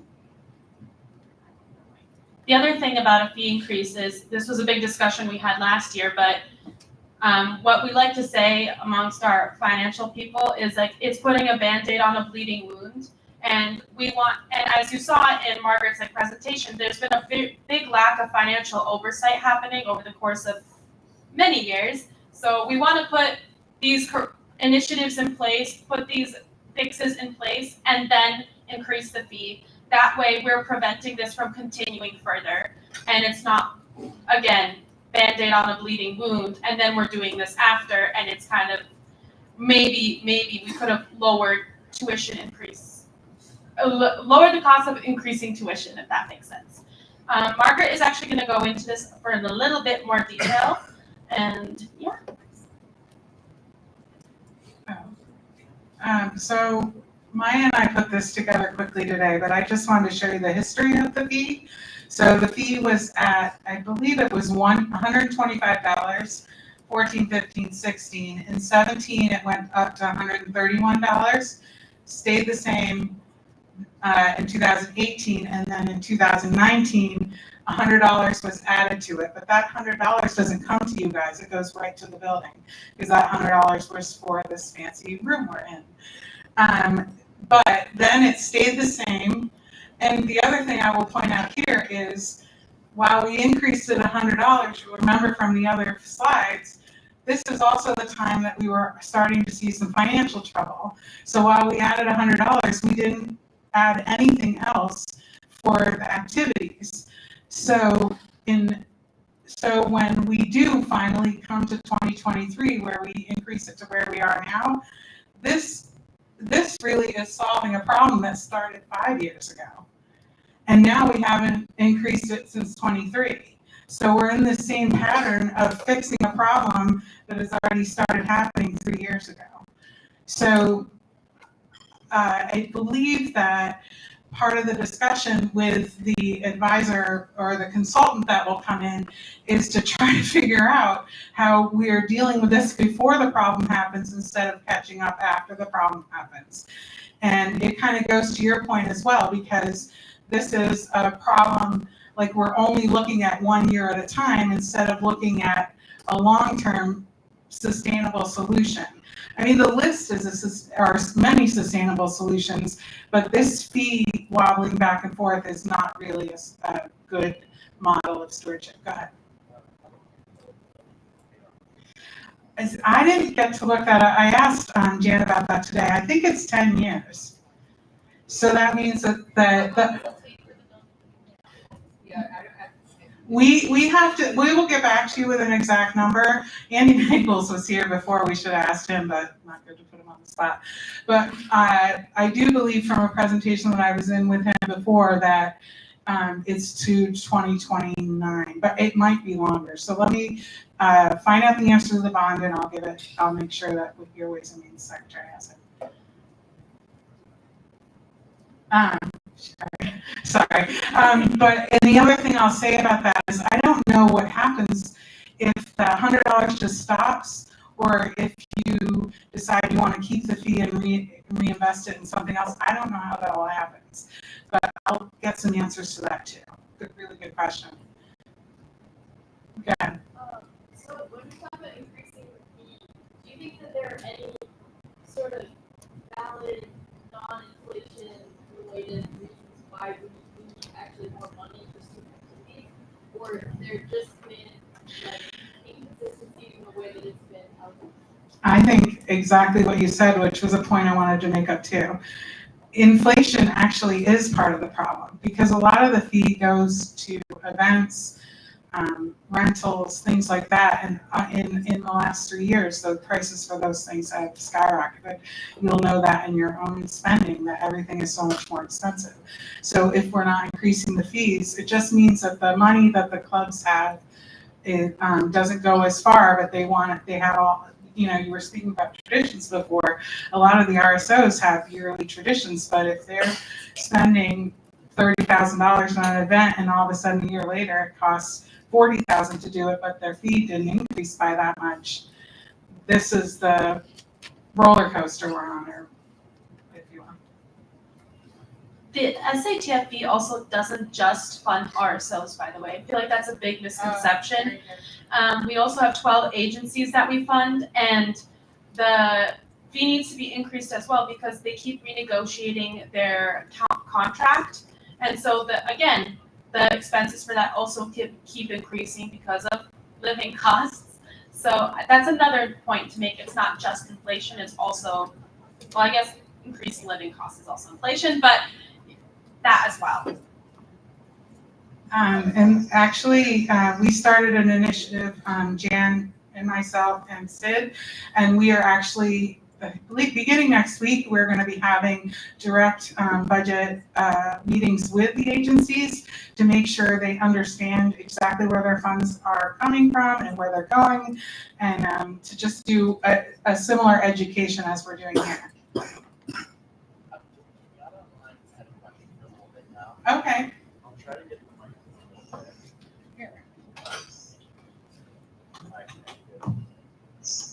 Hi, this is Netanyahu, former SGA treasurer. And I agree that, you know, inflation can definitely be a little bit of a problem when it comes to the SATF increase. However, I was more curious about how you've been able to respond in these last 6 months for the SGA deficit that's been going on, that I hear that was an error that was caused last year, and how that's going, how we're able to rectify that plan. That's a great question. I really appreciate it. And now that, plus we missed you in our weekly meetings. How can I address this? So last spring, when all of the campus was blowing up, Pranav was working with Jan and I, and I believe Jackie was your speaker at the time. About 5 days prior to having to have your final vote on your SATF, I received a call on my personal line. I was way out of town. Sid was on the call as well. And what happens with your accounts is there's a budget screen and an actual screen. I was looking at the budget screen, and when I looked at that budget screen, it showed that spending wasn't at the level of budget. I misread that as actual, and so I told Pranav that I felt that there was more money to be given out to RSOs. But then Jan realized that on the Monday. So we notified the SGA on that Monday. In fact, we had a meeting with Sid and Jackie and Pranav and said that you should change this number, it's not accurate. And they chose not to, and I presented that to you in this room last May. So we could have corrected it at that time, but we chose not to. That was what happened. And so therefore the, One second, yeah, I'm just gonna grab the mic. There are also some procedural things that went into that. Yeah, Yeah, you know, and I would just like to say that I don't remember at that meeting, I don't remember you specifically telling us what the specific issue was. And I also don't remember you telling us how much that number was. And I still haven't heard that number. So I don't understand why the solution that we presented to the SGA, why they would vote on the solution when we don't have any concrete numbers, when all we've known is that the SGA is down some. And so my ultimate question is even though I, you know, do kind of disagree with how that meeting kind of went down, and I've been hearing things back and forth. I've heard different stories from Jackie, I've heard different stories from Pranav, I've heard different stories from you, I've heard different stories from Sid. I'm curious what that number was and how much was that number in us being down in the deficit. If you can kind of elaborate that on that a little bit. I'll do my best. The first answer is these are all budget numbers. So everyone at that time is doing their best projection with the information they have available. So and then the other issue is that because of the surpluses, SGA has been giving out more than just the money they bring in. So they're giving out part of the balance they bring forward. So to cut to the chase, we estimated that the balance to bring forward would be over $1 million. I think 1.2 million. And the actual balance forward was only 2 million, which means that we overestimated the beginning balance by $1 million. But that doesn't mean that we have $1 million deficit, because again, this is a budget. So when we look at what we're giving out this year versus what we're getting in, I believe right now, with the best information that I have today, that currently we're looking at this year ending with a $400,000 deficit. That could be a little more, it could be a little less. It all depends on the reforms that you do this year. Yeah, so thank you. Sorry, Kenya, I'd just like to say something as well.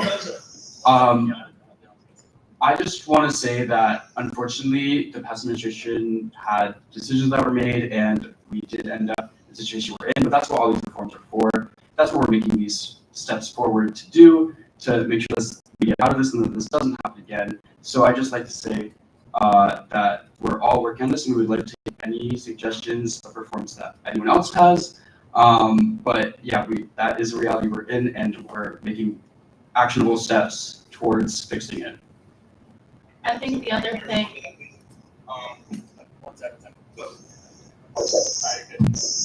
Yeah, so, I was in the past administration, I was the actual treasurer, created the auditing process that, Dylan was working on now, appreciate his advice. My biggest question that I have is, if we're down $400,000 in this SGA deficit that, quite frankly, wasn't caused by us, this is not a situation that I would not suggest the SGA suggests, that if we're down by $400,000, I don't think the best solution would be to increase the SGF and make all the students pay for it. I think the question that needs to be posed to whoever, either that be the Secretary of Finance, to SACO, is for us to want to get an accurate, correct number on how much money we're down, but also who's going to pay for this? Why are the students paying for this? Can I jump in here quickly? So just to clarify, we are not proposing SATF fee increase to offset the deficit. That is not the only initiative we're implementing. We have to increase the fee every 2 to 3 years. So it needs to be done anyway, because we're at that stage. The reforms that we were just discussing, these are how we plan on addressing the deficit. And again, as Dylan said, while I don't think anyone was putting this on the SGA as it being the SGA's, that the SGA made this decision and now we're in this problem because of the SGA. That is not what is being said. What we're trying to say is that collectively as a group, we all met, these were the decisions that were made. SGA in collaboration with SACO Finance, we are now working together with SACO Finance to address the current deficit. We went through a whole presentation where we just discussed these reforms and how we will be addressing the deficit. And I think, as Dylan said, we are more than open and would like people to give their suggestions. That is why I'm sending out an interest form later today. I'm looking for senators to get involved. There are probably more reforms that Dylan, I, and SACO Finance have not thought of. So we are encouraging people to get involved, and just, again, to clarify what was being said earlier, because I don't think anyone is throwing blame here.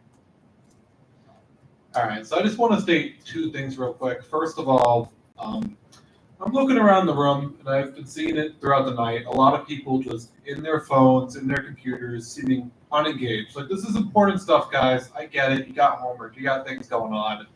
But please take this seriously. You know, I have noticed that the engagement has dipped a little bit since the beginning. So if you guys could, like, just try to, you know, really pay attention to these things. These are important issues. The second part is, you know, I think we can sit here and point fingers all night. We could sit here and say what happened last year. But at the end of the day, this isn't necessarily going towards anybody. At the end of the day, what we need to do is we need to find solutions. And I think that if we keep going in circles like he said, she said, it's not going to get us anywhere. So I think with that being said, we all need to come together. We need to figure out how to solve this. And, you know, I do think Kenyatta is right that we need to do this in a way that does not put the burden on the students. But what is evident is that if we don't come together to come up with a solution here, our groups are not going to have money. So ultimately, I think we should be talking more about what are we going to do to solve this. And that includes what is the SGA going to do, what is SACL going to do. There's a lot of moving parts here, and I think all of us, everybody, SGA, SACL, we all have to ask that question. And I think with that being said, you know, we have to get started, and I welcome any senators or anybody in this room who wants to be involved, who has ideas. Please come to us, because this is super, super, super important. All right, that's my PSA. Thanks, guys.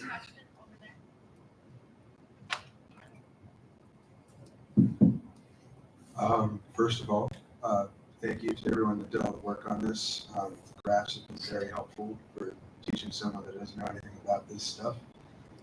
I guess I could sit here all day and yap about how I don't want to have students pay for this, but that's like talking about rolling a rock uphill. It's just not ever going to happen. So what is the sustainable number, if you will, that we need to get the student activities fee to, so that we can find a solution, you know, I think you said 2029, to find that solution so we can pay down these debts and get to a balanced book sheet? So we don't have that number yet. That's why we're hiring an external reviewer. They're already working on that, and they're going to assess everything and give us their suggestion of what we should raise the fee to make it a sustainable long-term fee increase. And as that's all I can say currently, just because we don't have that data yet. But I also want to address the other point that you said about putting it on the students. We're, again, not trying to put it on the students. I think that, again, it's been a long time coming that this is going to come up. And also the SATF is the one part of tuition that goes directly back to students. The entirety of the SATF that goes to RSOs goes back into events on campus that students are open to, are open to all students and where they get to benefit. So this fee is like essential to the belonging of many students on campus, and I think that's an essential part of this as well. It also kind of goes back to something I was saying earlier about Band-Aid, where if we increase the SATF like now with none of this put in place, then yeah, we're putting it, like we're making lives harder for students, and we may not even be fixing the issue. So that's why we're putting in all these changes in place, and then we will increase it to fee, and we're trying to keep it as minimal as possible. That is why it's the last thing we're doing. And that's also why I'm inviting more ideas and senators to participate, because again, it does impact students, and there's a variety of people in this room who come from a variety of backgrounds who may have different opinions and different perspectives than us financial leadership. So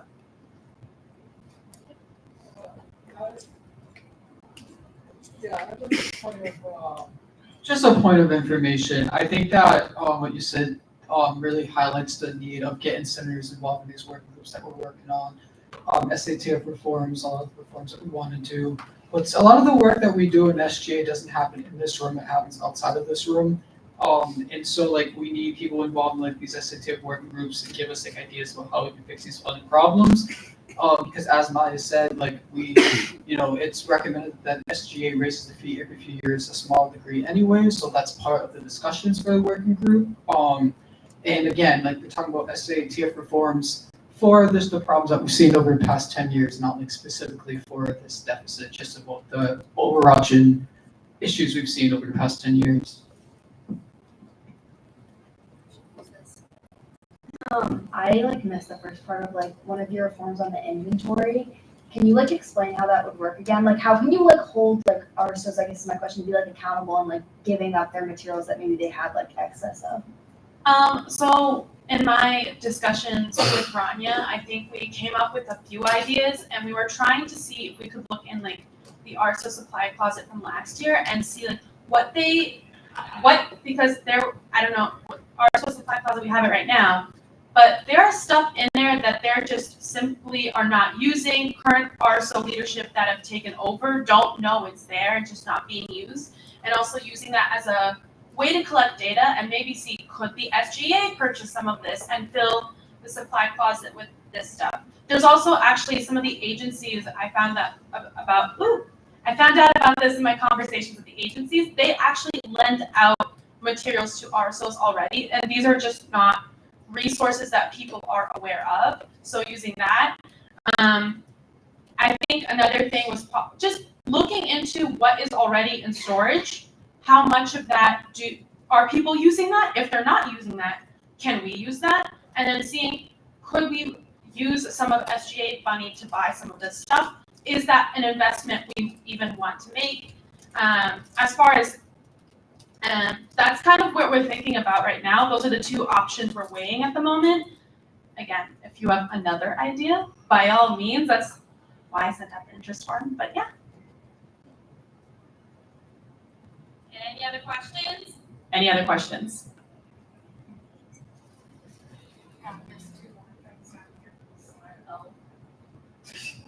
There's one more slide.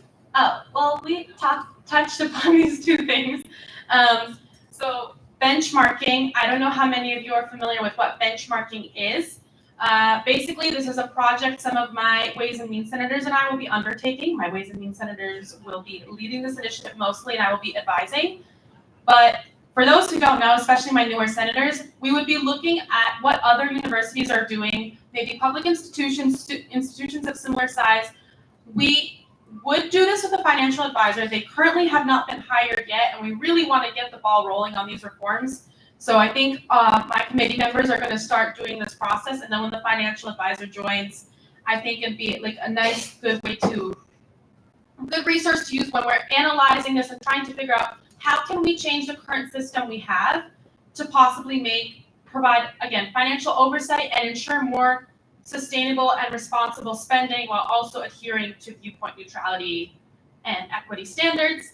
And then the last point, which again we talked about, is having an external reviewer come in and advise that, like, look at what's been happening over the course of the 10 years and kind of help us figure out, okay, how do we, again, as Margaret said, get ahead of the problem and not stop being caught by surprise, and what do we do now, and maybe also, again, be a resource and also possibly help us analyze how much would we have to increase the fee by if and when we increase it, and could there be other stuff we put in place to help offset the fee increase even more? Again, another resource. I also just want to say I've already been in conversations with other financial leadership from large publicly funded schools. So benchmarking is already kind of underway. Those connections are already being formed. So that's already something that we're kind of getting off the ground.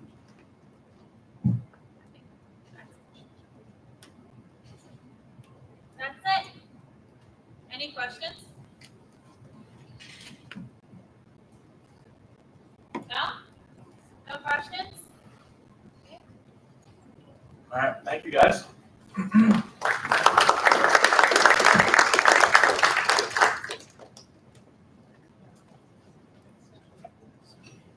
All right, I just had one more thing for committee of the whole. This sheet. All right. I'm seeing no one signed up. That has to change. All right, let's do this. Who wants when?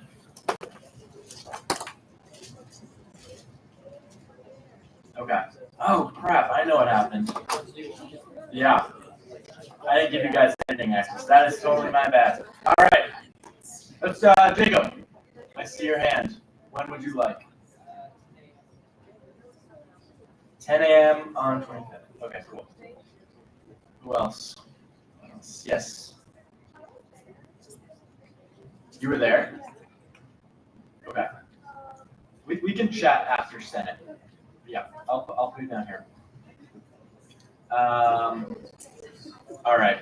Who's next? Yes. All at the same time. Okay. Can you remind me your name? Sophia. Thank you.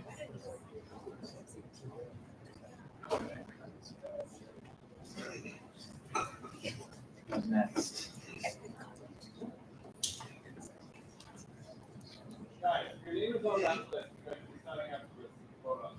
Yep. By the way, this is, if you did not attend day 2 Senate training, that's what this is. Abby, when do you want? Zoom. Sorry, Zoom. Yes, this is over Zoom.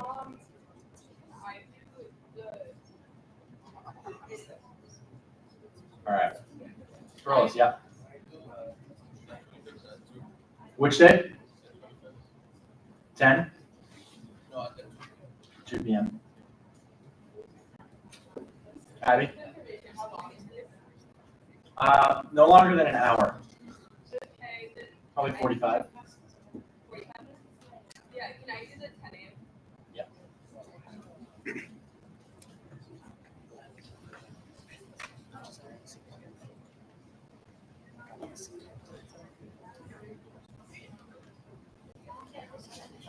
10 a.m. Remember your name.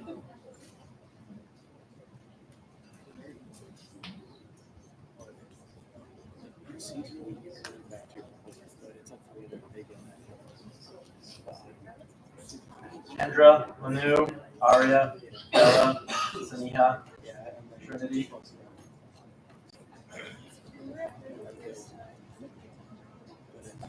All right. These individuals will be emailed. All right. Cool. Yeah. Yes. All right. Colin's gonna speak about the DEI task force. Hi, everybody. So really quick.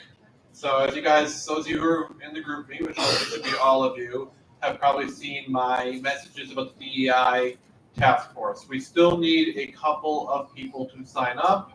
So believe me, it's not a terrible commitment. It's a great way you can get involved making change here in the SGA. So please do me a favor, and if that's something you're interested in, take a few moments to go fill out that really quick form. Trust me, I won't yell at you again if you're filling out the DEI task force form.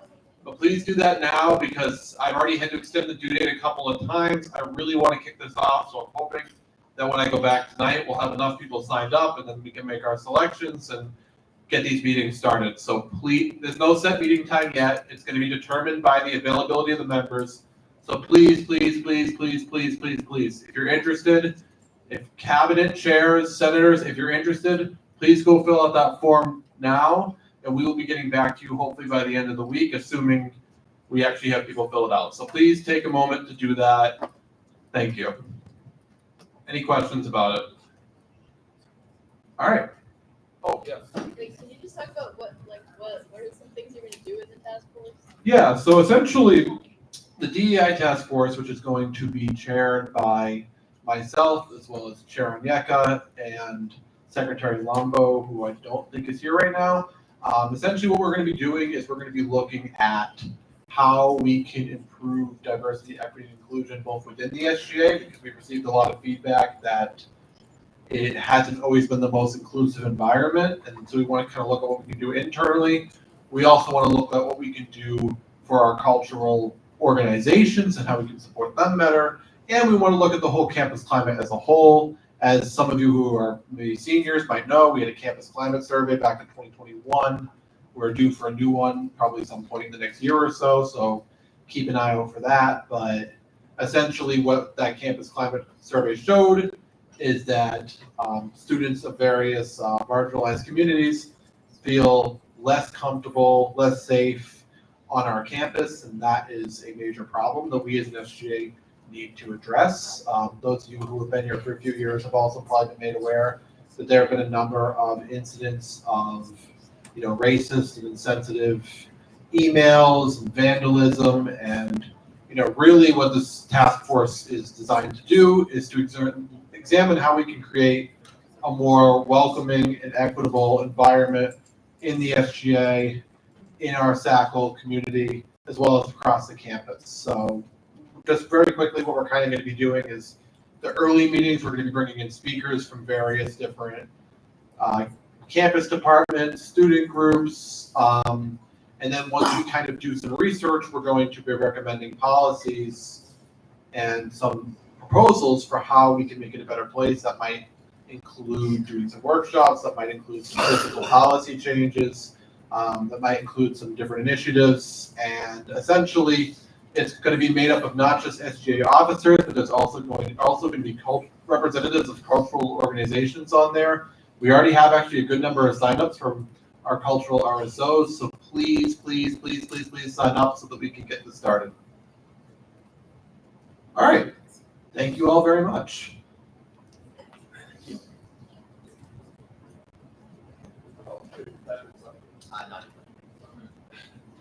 Is there any other business for the committee of the whole?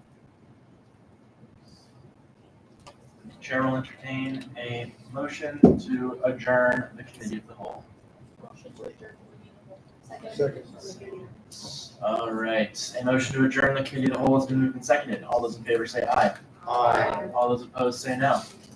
All those abstain say abstain. All right, the ayes have it. The committee of the whole stands adjourned. In the previous session, it's called back into session. However, we will be recessing for 5 minutes. Just a quick stretch break. We're going to be here promptly at 8:45 for our first motion.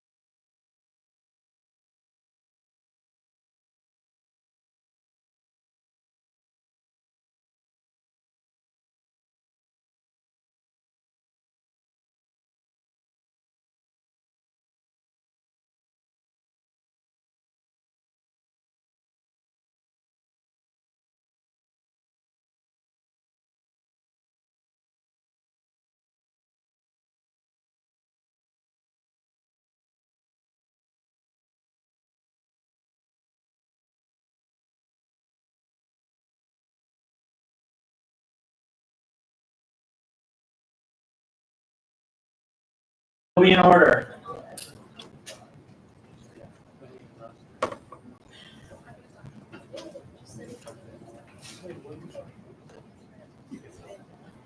No special orders were submitted to the office of the speaker.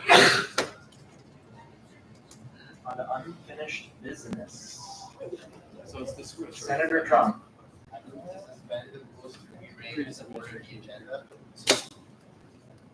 And how are we rearranging the agenda?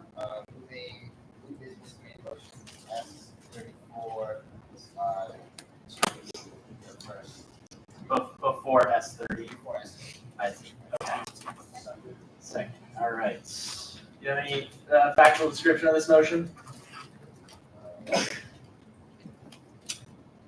Motion to fund UMass Finance Society for the purpose of emergency funding at $7,760. Yeah. So it's so that this group can present first. Excellent. All right. It's been moved and seconded to suspend the rules to rearrange the order of the agenda to place S34 before S30, meaning it would be the next order of business for the Senate. All those in favor of passing this subsidiary motion, please signify with aye. All those opposed say no. All those abstained say abstain. You guys have it. The motion is done. All right.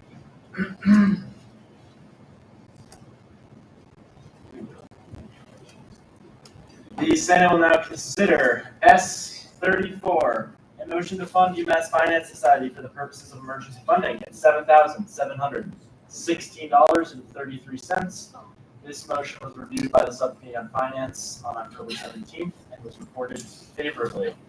The sponsorship is now recognized to make a factual description of the motion. I'm calling them in. Can you just talk? Yeah. Okay.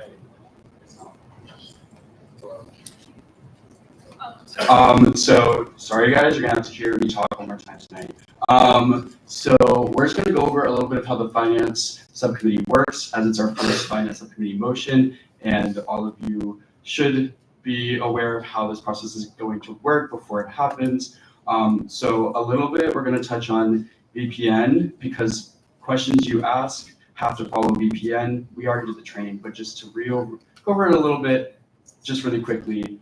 You cannot ask about the substance of the things they're requesting. So you cannot ask why they chose what they chose. You can't ask why specific things are in their request. You can't ask about the, I just don't really, What were you saying?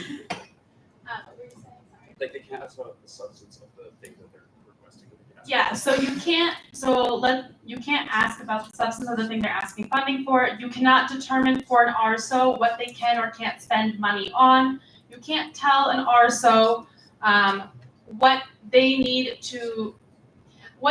for their event to be a success. That is the responsibility of the RSO, and as long as they provide you with the reasoning in their presentation regarding emergency funding, we do have to prove, it's part of our eligibility criteria to make sure this is an unforeseen circumstance, because emergency funding is for emergencies. So you also cannot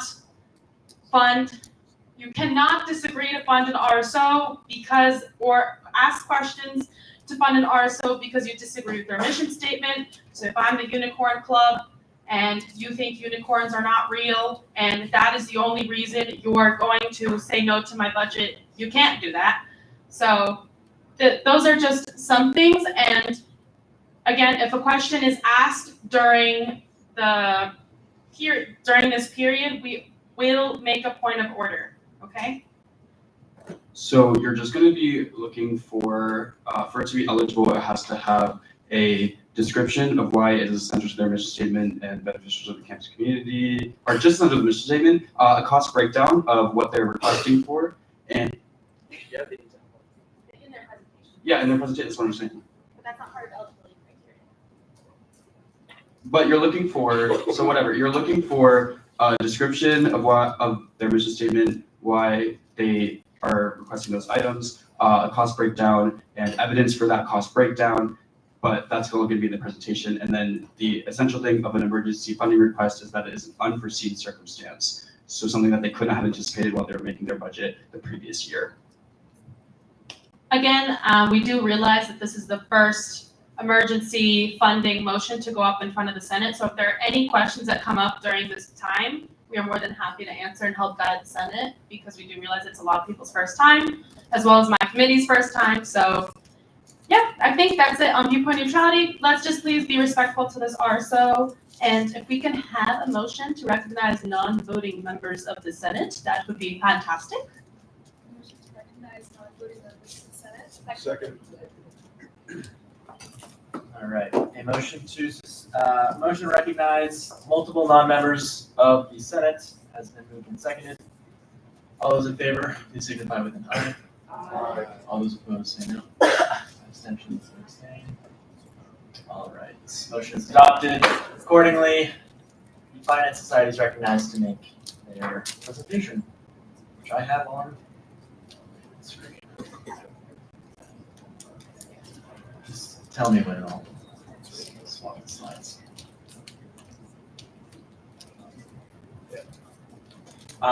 We could give you guys more.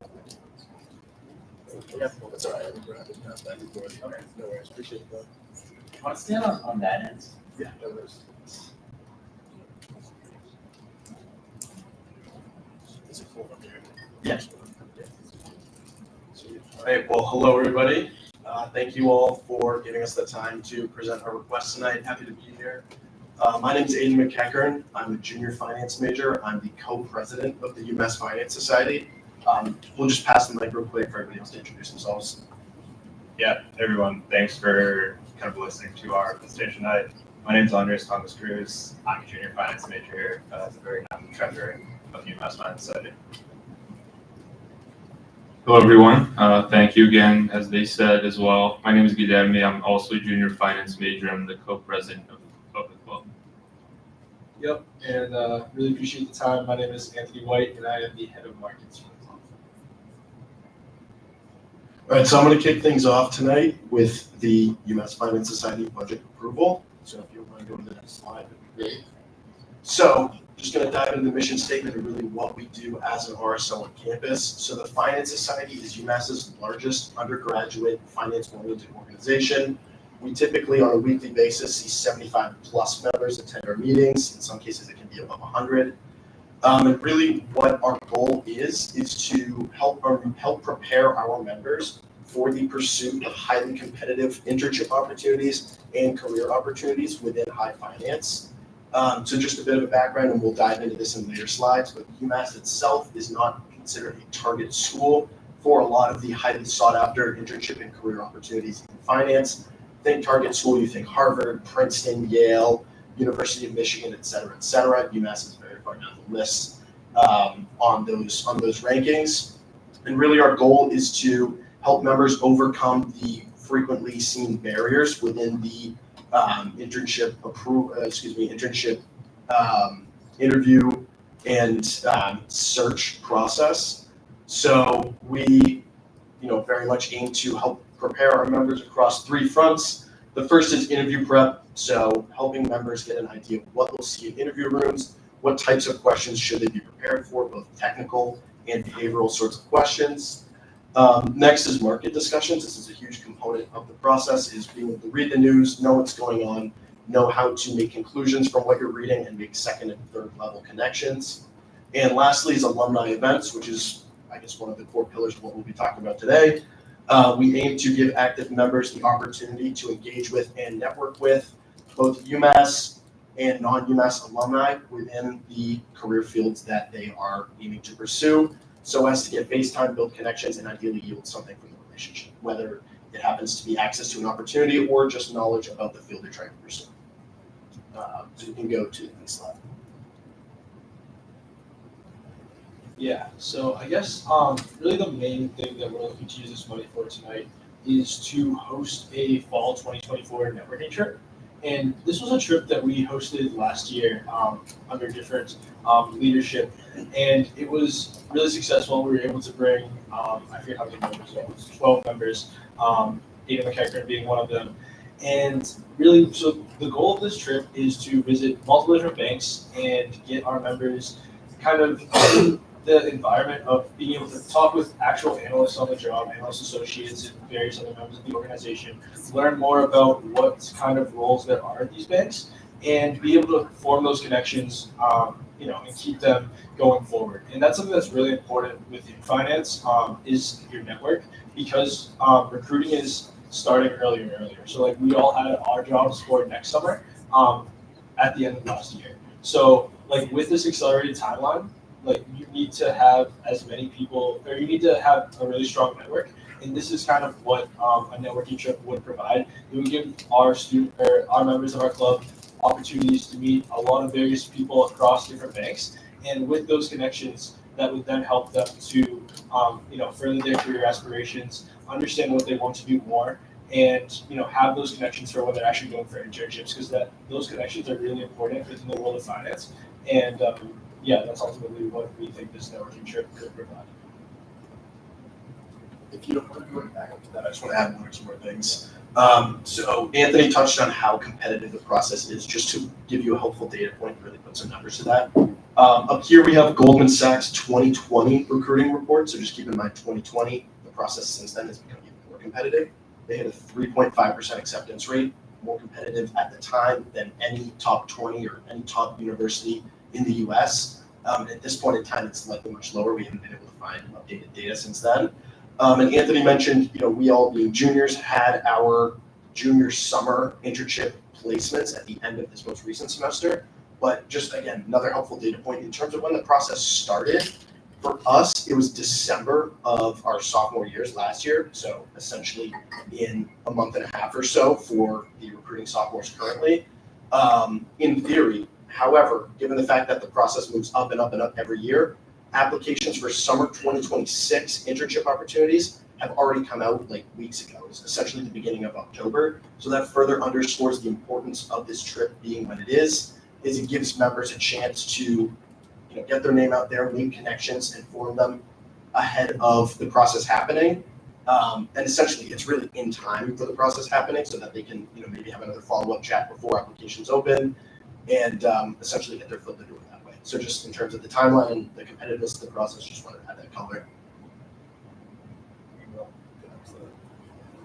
Yeah, so this is probably our most important slide in terms of budget philosophy, as well as the most important part of this meeting, which is why we did not foresee this meeting that's originally funded.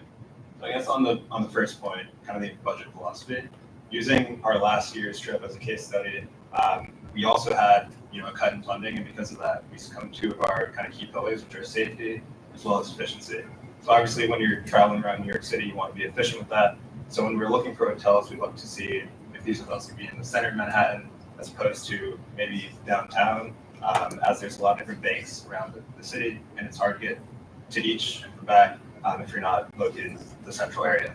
So that's one of our kind of goals that we had when we were making this budget. The other one was obviously safety. Last year's trip, our members had to stay in a hotel over one night as opposed to two. So, increased amount of travel over a couple of days as opposed to maybe spreading it out over 3 days, obviously succumbed some of our safety concerns for our members. So as far as increased budget philosophy, we kind of broke it down to the side, increase our hotel funding, increase our travel funding, and then expand the number of members that are eligible. So ultimately going back to our kind of key mission statement. So that's kind of the side of the budget philosophy. The other side is obviously why we could not foresee this. And that comes down to just the nature of finance. So we created this budget in the winter of the past semester, so around 8 or 9 months ago. Since then, just by the nature of how finance works, there's a lot of turnover within the summer. So we were budgeting to see around 7 to 8 banks at the time. Since then, a lot of our alumni at different banks have moved around, and kind of to succumb to that, we want to be able to see all of them, meaning that we'll have to budget for a larger amount of banks. So instead of 7 to 8, think 11 to 12. Because of that, we were not able to see that within the winter. It happened over the summer, so now we're kind of adjusting our budget to kind of reflect that. So kind of 2 takeaways here, right?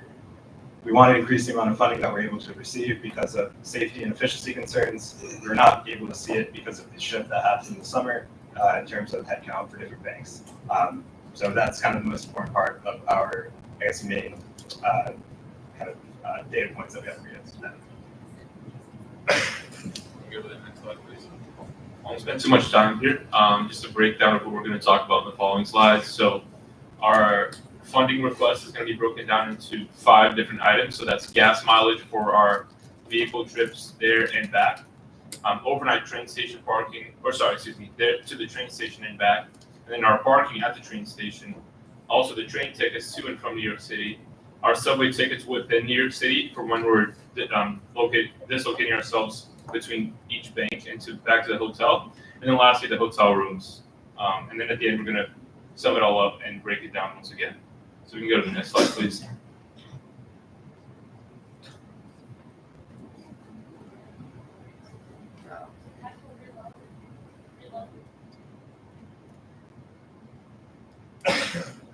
I guess while this is happening, I'm happy to give just a breakdown logistically of how we plan on transporting ourselves there, because though nominally it's not the largest part of the budget that we're asking for, it's the most amount of items. So the first part of the trip is we're going to be driving from Amherst to the New Haven train station to then take the train from New Haven into New York City. This is more cost efficient than taking the train from Northampton into the city or driving the entire distance of the trip. So splitting it up between partway drive and partway train is the way we're going to do it. Then once we're within the city, obviously to get from different banks, we're going to walk as much as we can. In some cases, just based on how scheduling works and the distance between different banks, we will have to take the subway on multiple occasions.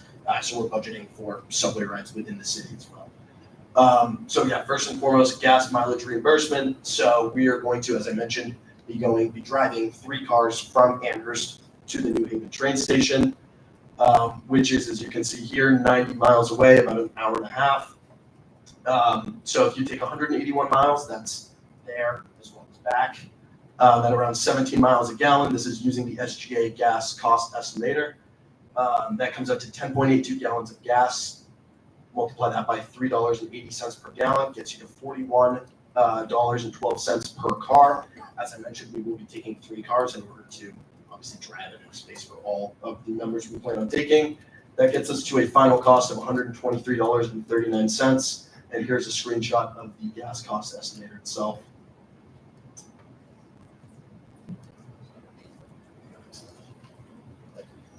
Yeah, so next we have the overnight train station parking. So again, we were taking 3 cars for 2 nights. As you can see, the parking rates are $18 an hour. So 18 times the 2 nights gets you to $36 per car. And then 3 cars times the $36 gets you to $108 total for our parking at the train station.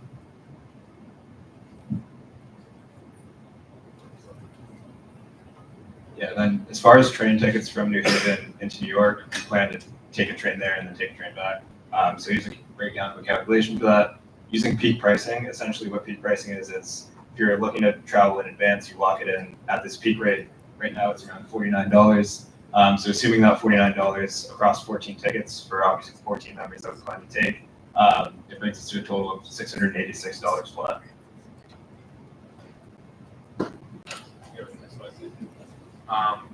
And in terms of the subway tickets, we have, again, as Andre said, 14 members going to the trip. Each ticket costs $2.90, so 14 times 2.9 equals $40.6.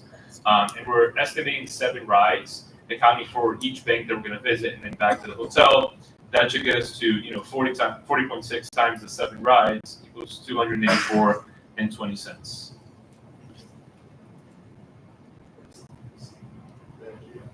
All right, and lastly is the hotel rooms. So again, we plan to take 14 attendees and have everybody double up again in order to save a bit of money. So that'll be 14 attendees, 2 per room, 7 rooms total. And as we mentioned, we'll be going for 2 nights. So the cost of a double room for 2 nights, as you can see here, $895.47. So when you multiply the cost of a double room over 2 nights by the 7 rooms that we will be booking, it comes up to $6,268.29. Yeah, and here's kind of the last thing that is important to look out for, which is the total cost breakdown. essentially just summarizing all of our cost items and putting them into one bucket and totaling them. So we start with our travel items, starting from gas mileage, overnight parking, subway tickets, and train tickets, and kind of sum those up. And then the last and kind of largest item that we have is obviously lodging through a hotel.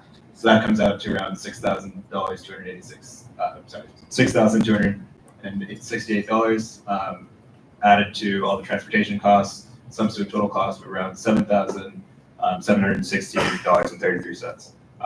But here's kind of a good way to think about everything that we're requesting and what it looks like when you sum it all together.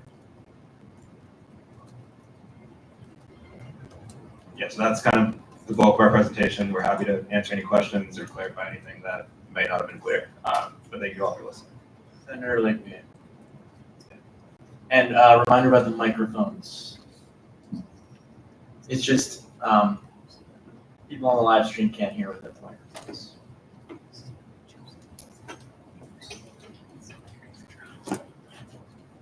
That's good. Well done. Good presentation. Looks like those classes are working out. Only thing needed for my vote is could you reiterate why this falls under an emergency funding request? So your breakdown looks great to me. Just if you could very briefly walk me through the process of how you couldn't see this trip coming, and why this additional money is needed. Yeah, that's a great question. If you want to turn back to the slide that looked at our budget philosophy, it'd be great. Third. Yeah, the third one, right here. Yeah, so essentially put simply, it's not that we couldn't foresee the trip happening. We know there's this trip happening, we kind of budget and allocate our resources for it every year. However, it's kind of the magnitude of the trip, right? So as opposed to seeing maybe 8 or so banks, as we usually do in past years, we recognize that a lot of our alumni base has moved around in terms of not only in Manhattan, but also across the different banks in New York. Not only banks, other financial institutions, these could be investment firms or money managers. So we understand that there's a lot more alumni out there.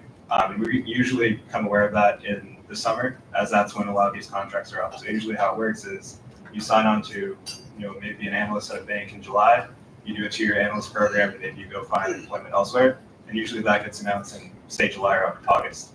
So when you look at it from our perspective, when we're making this budget, maybe in January or February, which is when I think we submit it, it's really kind of hard to forecast how many people will be at different spots in Manhattan. So it's less so about kind of the trip itself, but more so about the magnitude and kind of the spread that we want to reach when we go in this trip. Yeah. Yeah, so I think what also would be helpful is just to give a picture of what the trip looked like last year in comparison to what it might ideally look like this year. So last year, as Andre said, we visited around 7 banks, and just in terms of how much time we spent at each bank, as well as the travel back and forth and time in between traveling from bank to bank, we left here, Amherst, around 3:45 a.m. and drove down to New York City in order to be there in time for the first bank we were visiting. We visited about 4 banks during the day, got back at around 10 p.m. to the hotel, woke up at 5:30 a.m. the next morning, visited the next 3 banks, and then just based on how it shook out, we got back here to Amherst the next night at 11 p.m. So as you can see, that was 7 banks. We managed to squeeze it into 2 days, but it involved waking up at 3:30 a.m. and coming back at 11 p.m. the following night.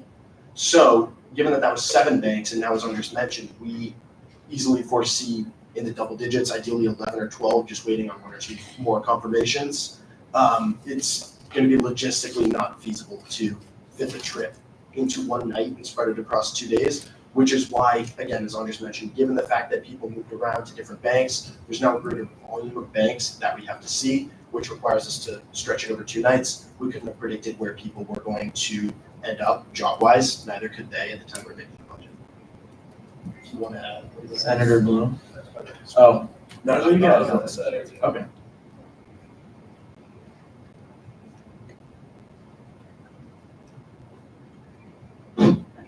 Hi. Thank you guys for your presentation and for being here tonight. I was just wondering on a little bit more clarification because just on how these were unforeseen circumstances, because you did host it last year, and I know that you're going to more banks this year, which would make sense that it's a little unforeseen. But as far as I'm concerned, the across the board budget cuts aren't really unforeseen circumstances, and a lot of the unforeseen aspect you talked about kind of seems to fall under that. And I was just wondering, are there line items on here that you did already request for in the original budget that would have been for the parts of the event that you had planned already? And would that really fall under unforeseen circumstances? Yeah, so I kind of heard like two questions there. I can go on for a second first. As far as line items, they're pretty standard as to what we had initially requested and kind of how we revisited it. So we're doing the same kind of things, right? It's transportation, both by train and subway, and obviously parking and the cost associated with that, then lodging, right? So hotels is a large portion of that. So I guess kind of to repeat what we kind of just touched on, the large portion of the unforeseen circumstances that we did not know kind of the magnitude of how many banks we were looking to meet with. And I guess more importantly, how that relates to kind of our mission statement is it's very important for prospective candidates for internships to get their face in front of not only recruiters, but also alumni who oftentimes host interviews. So it's really important that we're able to meet with all these different banks, whether it be 11, 12, or even more than that, as opposed to just kind of the confined 7 or 8 that we had last year. So one, it's a larger trip, and then two, we kind of just want to ensure that our members have the chance to see all these different banks. Okay, could I just ask a follow-up? If I can just add some real quick, just to provide a little more color. So we originally requested this amount as well, because as I mentioned, the logistics of the trip last year, even with just 7 banks, were a bit of a nightmare when speaking with the prior leadership team. We had a small inkling that we knew we would have to visit at least one new bank kind of earlier in the winter, given that one person was saying, it's likely that they were going to move. Obviously, past that person, there were additional ones in the summer. But we originally requested this amount because we figured if we could spread the trip over 2 nights and 3 days, we wouldn't have to get up at 3 a.m. We wouldn't have to come back at 11 p.m. And we figured, assuming if the budget were to get cut, worst case, we could squeeze it into those confinements again and have it work as they did last year. But given the additional movement that we saw in the alumni base we need to meet with over the summer, now it makes it so that the trip isn't feasible without splitting it over 2 nights and 3 days. Right, and that makes sense. But I think more my question was, of what you're requesting now, what percent of that did you request in your original budget? And is that, I'm not on Ways and Means, I'm not 100% familiar with the process, but is it permissible to ask for the same line items on some parts? Senator Trump.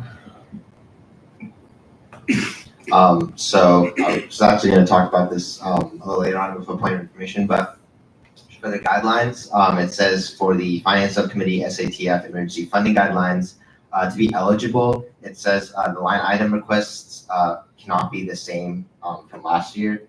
And it also says under when defining unforeseen circumstances, just when taking this into consideration for the vote,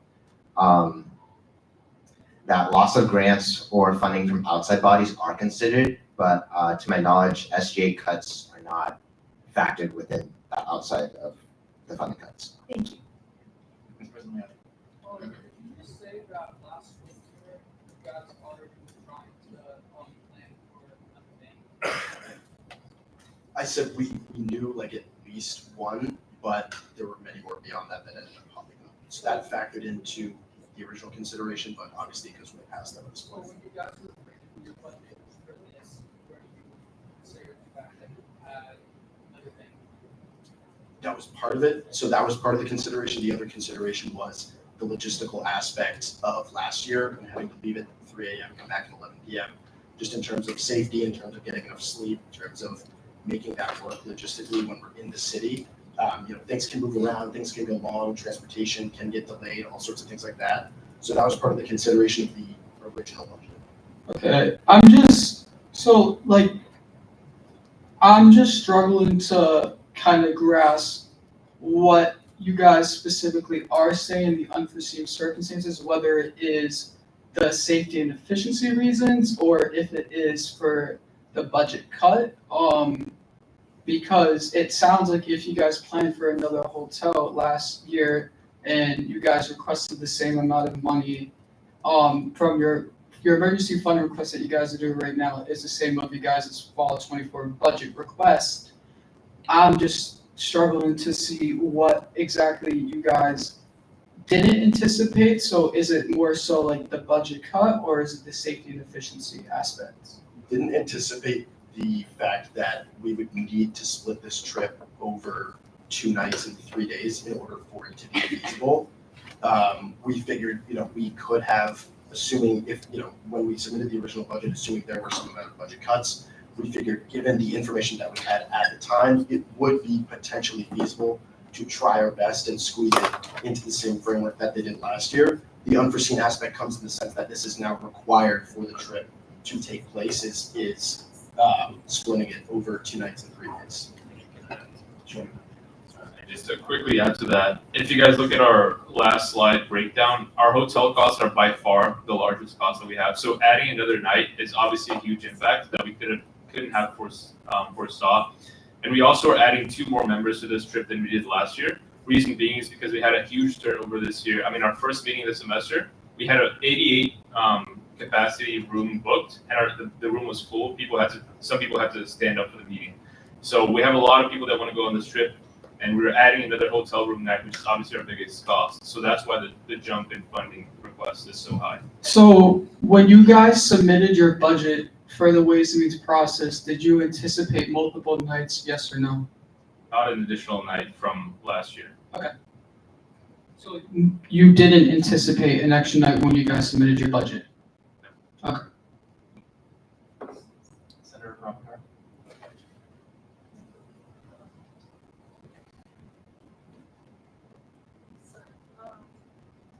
Thank you guys for the presentation. So, I'm just more clarity on this. So it looks like you're requesting through the emergency fund the same exact amount that you requested through the regular fall budget process. Is that correct? That's correct. Okay, so, and you were also allocated about $2,000 through the normal budget process. So if what you're saying, first of all, if what you're saying is that you couldn't have anticipated the exact amount that you already requested through the fall budget process, then how did that come out to be the exact same number? And then the second part of this question is, since you already got over $2,000 allocated, why are you not using that money for this trip? Why are you requesting the same exact amount again? Point of order, you're not allowed to ask why they're not using $2,000 for this trip, because we would be telling the group what they should allocate their money towards. Okay, never mind, just the first part. Remember hitting the first part. Yeah, so the first part is, if you couldn't have foreseen the changes they were making to the trip, how is it possible that you could have already requested this exact same amount through the normal budget process? Yeah, so in terms of kind of answering that, the main thing we did here was use last year's trip as a precedent. So we got around $1,000 more than what we have currently. So I guess the emergency funding on that case is just kind of expanding the amount of funds that we're able to use over that kind of two night stay. The other thing is we had gotten a grant from the department last year through talking with the old board members. This year, however, we're still kind of in kind of a cycle with that. Every time we go there, they kind of gone back to spec here. So it's trouble, one, on the administrative end through our college, then two, kind of thinking about using those funds over an expanded trip. I'm not sure if that's what you're getting at. Okay, so I'm not understanding how this is an expanding trip when you requested the exact amount that you're requesting now through the normal budget process. But if you're saying that you usually you were expecting a departmental grant that you are now not receiving, that would be a different situation. Yeah, so it's a combination of both. It's kind of over-indexing on the fact that we have a lot less element allocation this year through two parts, right? Through this process, but also through our department. So that just kind of leads to a lower amount. So what I was going to say is the initial request was an ideal situation for us to be able to split 7 to 8 banks over 3 days so as to avoid the scheduling the logistical issues I detailed previously. The unforeseen part comes in the fact that our 7 to 8 banks that we initially expected went to 10 to 12, and that makes it so that the amount of nights, the 2 nights, 3 days is very much required. If there hadn't been as many banks that were, if the volume of banks that we had to visit didn't expand to the extent that it did, we likely could have possibly been able to get the trip done with the funds that we were allocated, in addition to potentially a grant. Again, I'm saying potentially because I don't know for sure that's not the reality we're in, so we can work through that. But the fact of the matter is that now at this point, the 2 days, 3 nights is very much required, which is not something we foresaw before. Again, like I said, that was an ideal situation so that we didn't have to force all of our members to wake up at an ungodly early hour and come back super late at night.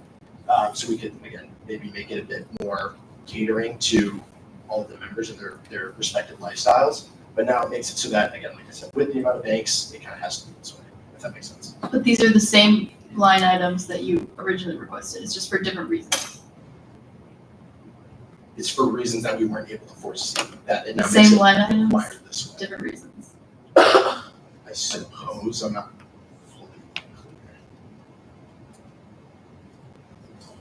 clear. So you're on us.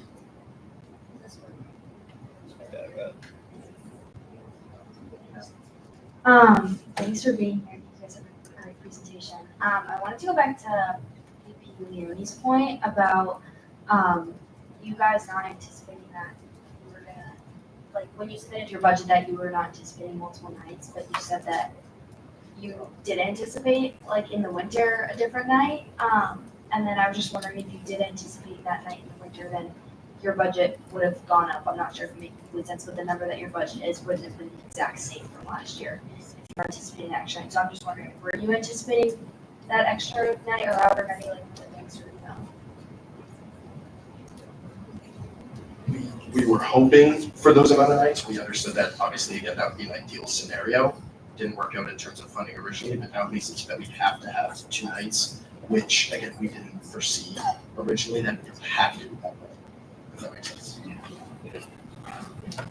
I guess I should rephrase when you ask me that question, because I guess the difference we want to make here is something that we saw as ideal in our funding request versus something that now is required.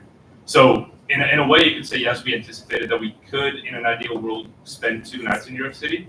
But now it's something that we have to, otherwise it won't be feasible to do this trip. So that's the key difference between what we could have anticipated versus what we now need to do. so to my understanding, you guys have more nights now added than what you had last year. So what was the number last year? 1 night, now it's 2 nights. So how is the number the exact same from the budget that you submitted? If it's extra nights are added from, like, the budget you submitted, like, Are you saying the budget from last year? Or from this year? this year? Budget requests that you requested for this fiscal year. So you're asking why is the number the same? Yeah. Because again, like, I feel like we've been saying that we were hoping for an ideal circumstance, one that would allow us to execute the trip in a more favorable and logistically favorable manner, but now it makes it so that the trip won't be able to take place, which again, we weren't able to foresee that it would need to be this way unless, we get the proper funding that we're requesting.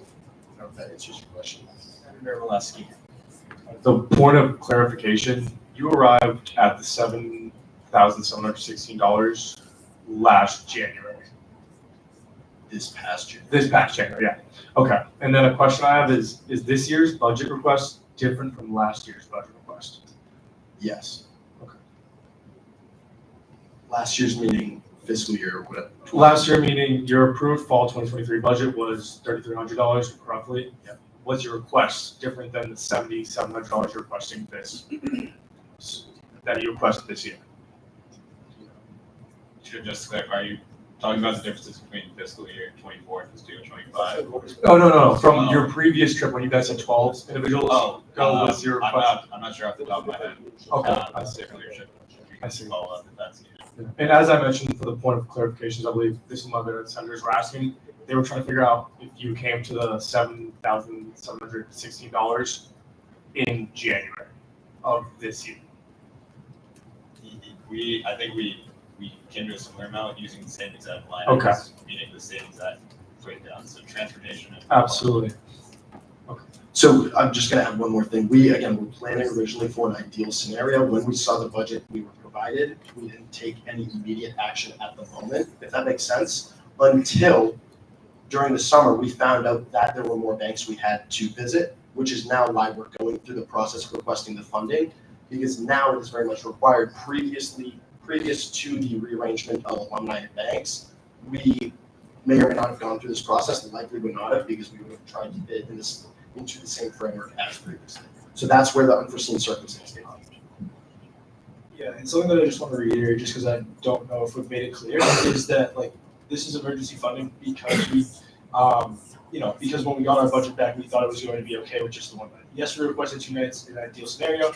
We did not receive that funding for the 2 nights. We only received that for 1 night. We thought at the time that was going to be okay based on the information that we had.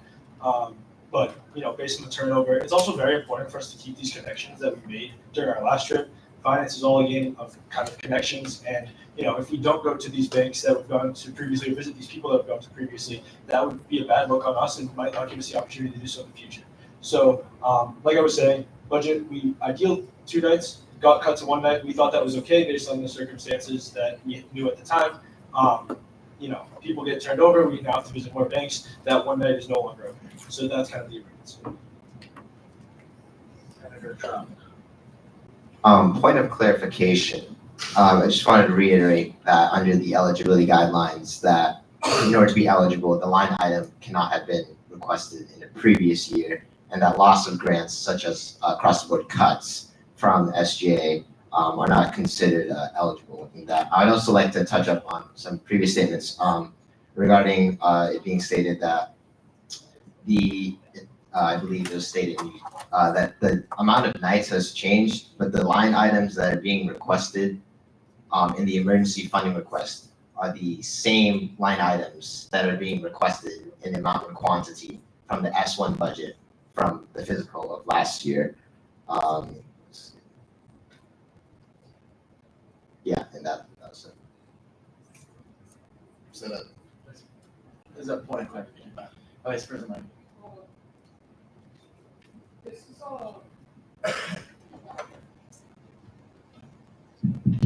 So the Ways and Means Committee is confirming that this group requested, it's the same amount that was requested in their budget for fall 24, correct?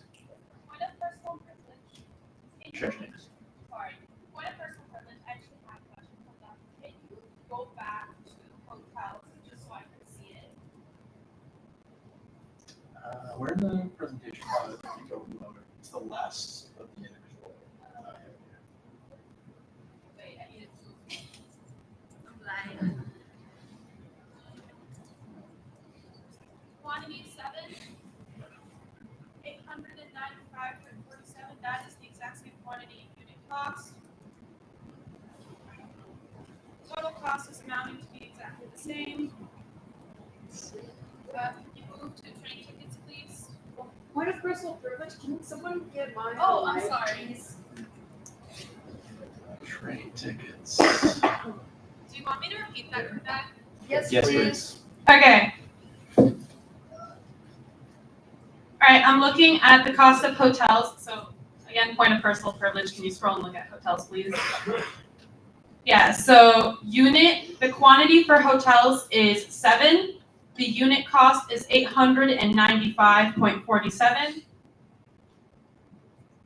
The total cost is 6,268.29. The exact same quantity and cost that are mentioned in this presentation from what I'm seeing. Can we move to the next line item? Would that be, just go to the overall cost breakdown, have it all in one spot? Okay, that also Where is works. this? Oh. Okay. That's gas mileage. Gas mileage reimbursement is quantity of 3, unit cost 123.28, total cost 369.84. I think it's just a couple cents off. Overnight parking at train station. Overnight parking at train station. I have a quantity of 3, unit cost of 36, total cost of 108. Subway tickets are priced at a quantity, are priced at 40.6. A quantity of 7, total cost of 284.20. Train tickets is next, right? Train tickets is a quantity of 14, unit cost of 49, total cost of 686. And did I go through everything? Is that everything? Oh, I started with hotels, I think. Did we get hotels? Okay. Yep. So my finish what I was going, kind of putting information now. So earlier I asked you guys if last winter you guys had planned for multiple nights and you guys had said no. It seems that that is not the case, that you guys, when you guys created your budget, did plan for multiple nights. So again, I would like to kind of question if it's not the budget aspect, if it's not the across the board cuts that's unforeseen, then like what is? So, Yeah, just, it was me who said, I guess I apologize for misunderstanding the meaning of your question. The reason why our budget request in the winter is the same as our emergency funding request roughly is because we had planned ideally to be able to spread it across 2 nights. But when I said we didn't plan on it, is meaning we didn't see that it was going to be required. So we knew that it was potentially we were going to get a budget cut. We're not going to do it across 2 nights. That's okay. Now it's like we have to. That makes sense. I don't know if you need further clarification is needed. I don't know if you want to ask things. Trustee Oliveira. We can pass. Yeah, that there's a switch on the top. Microphone. Oh. I don't remember if you guys said it already, but could you just kind of like talk a little bit more about how you guys like did other fundraising and what other like fundings you guys exhausted before you guys came in here to ask? So, I guess the first kind of major one that's tangible is our revenue account. Just from previous leadership teams, they had told us that we might have some additional funding that wasn't used in past trips. So that's a very minimal amount. Yeah, we are. What was the question? What do they do to exhaust their like other options for fundraising? Like, No, we have to ask that question. Okay. Okay. So, I mean, just to restate, our revenue account that we had in prior years, obviously was funding over from the past leadership team. The other kind of option we have is to receive funding from our department in college within the finance department at UMass. So when talking to the person who runs grants for the college, this was an email chain that we had maybe a couple weeks ago. They had directed us to obviously the Ways and Means Committee. So we've kind of exhausted that. Obviously, we can work more with that, but it's 1, our revenue account, 2, funding through our college, which has not gone so well, and then kind of 3rd is the Ways and Means Committee.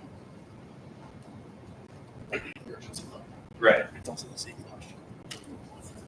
Wait, sorry, I have like a follow-up. I don't know if this like is something that you guys could do, but like, did you guys consider options as like tabling or opening up like something that donors or alumni can look into your organization rather than just like, I don't want to make it seem like that, but like you guys seem like you're going to these orgs or these schools and you're just kind of like asking for money rather than like the org themselves sitting down and just kind of like speaking with students and trying to outsource other ways. Does that make sense?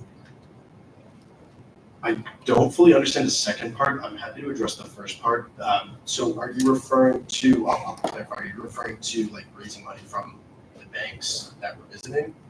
No, well, just generally, like I know that they give like different options on campus that you can create. Like there's a certain, I don't know what it's called, but you can donate money through it. You would open up this like.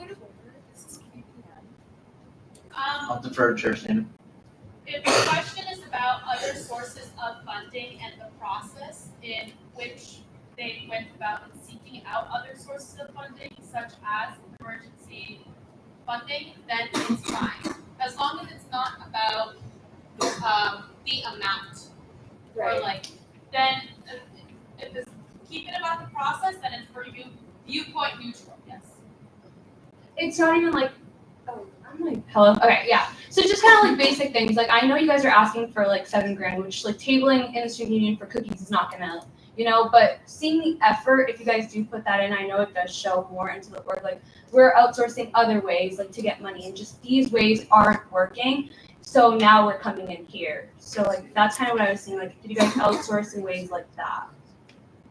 Yes, just to repeat, it's been the department and then kind of what we can get from the administration. So we've tried with the department. We haven't done any activities such as tabling, but I think as you mentioned, that's probably not the best of the magnitude of what we're requesting. But we have tried with the finance department, if that answers your question. Can we motion to call the main motion? The motion to call a main motion is not in order. It only ends debate. That's what a motion to call a main motion is. But we will limit it to 3 more questions. Yes, Senator.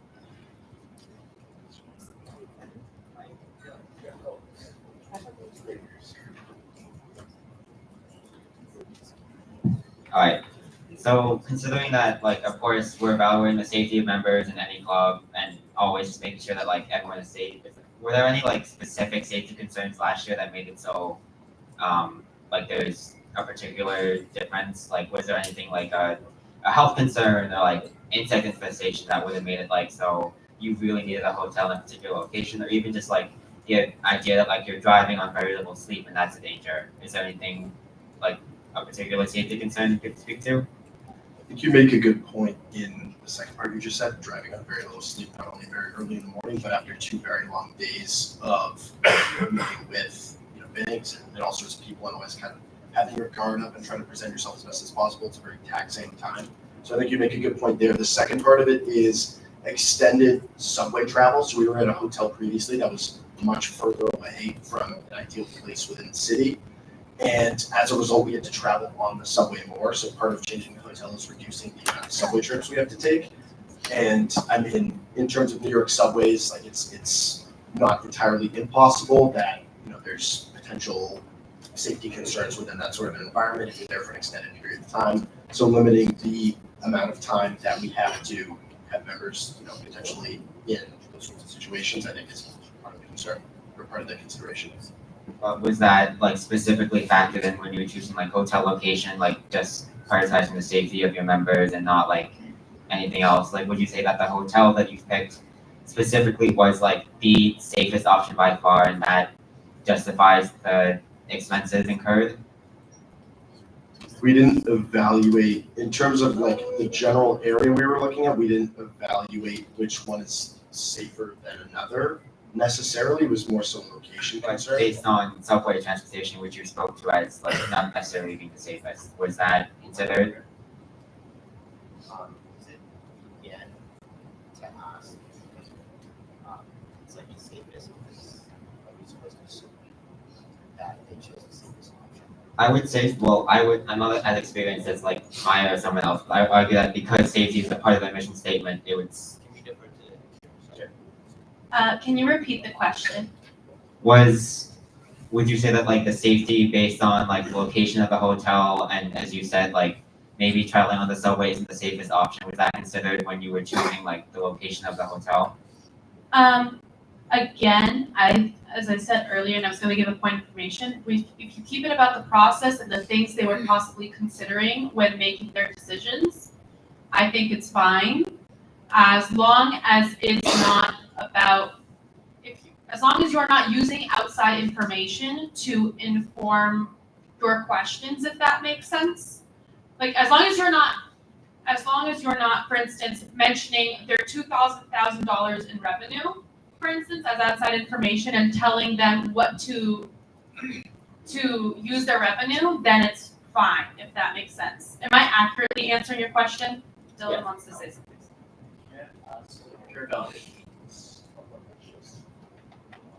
You also can't ask about options of what they chose to buy, but you can ask what considerations they made.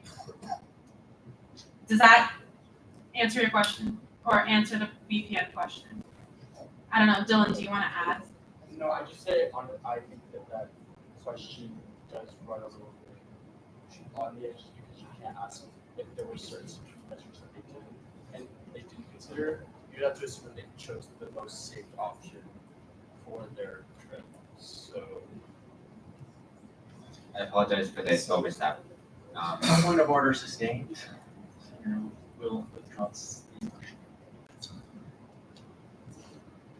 Yes, Senator. Do we have a microphone over here?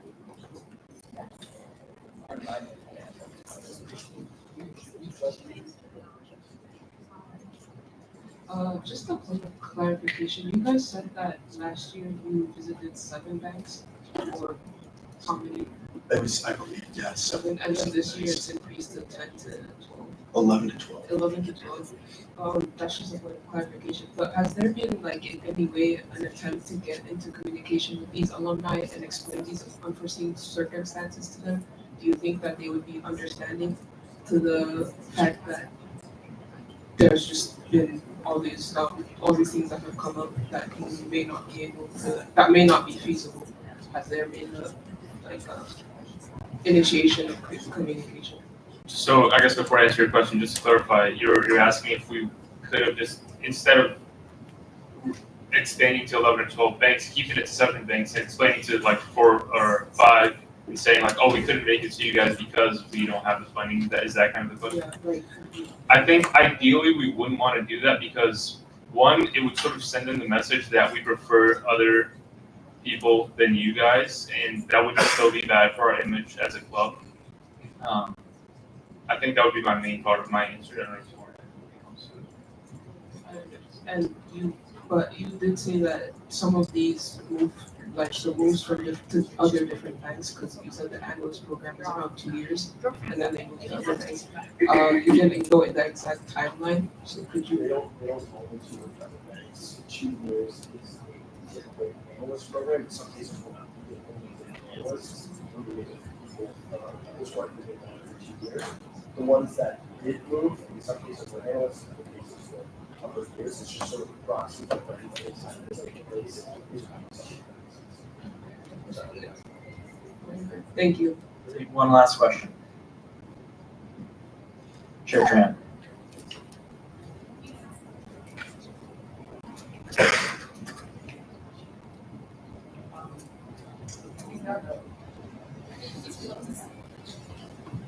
Yeah, perfect. So I think that when I look at your budget requests, I think the one that have to like request the most money obviously is the hotel room. So I would love to know the process why you choose that particular hotel. You can't ask that question. Can I ask a question?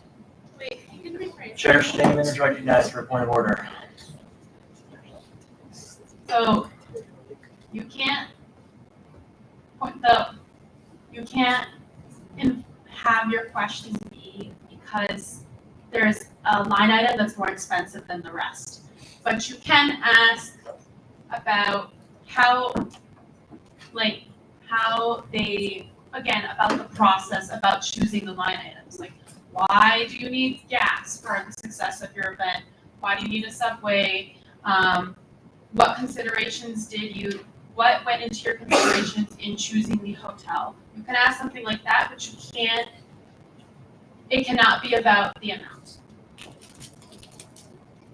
That's exactly what I'm trying to say. So what is the process of choosing that, and did you consider as other alternatives to like maybe make it a little bit more fun? Yeah, so when choosing it, right, it was 2 main pillars: safety and efficiency. To put this simply, that boils down to location. So we're looking at hotels in Midtown Manhattan, which is then essentially like a central area within the city.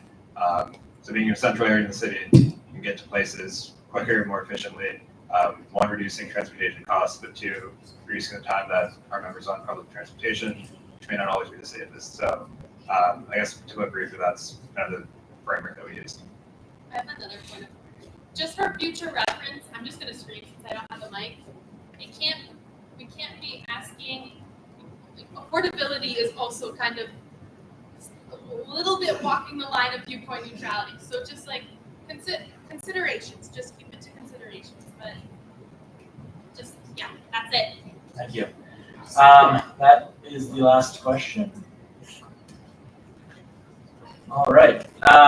As this motion was introduced by majority vote of a standing subcommittee, it does not require a second. And so is there a need for debate? All right. With no indication of a need for debates, the motion is called and the question is on the passage of S34, motion to fund UMass Finance Society for the purposes of emergency funding at $7,216.33. All those in favor, please signify with an aye. Aye. All those opposed say no. No. All those abstain say abstain. As a reminder, those who are not VPN trained must abstain. All right, the chair is in question, so we will move to hands raised votes. All those in favor, please raise your hands.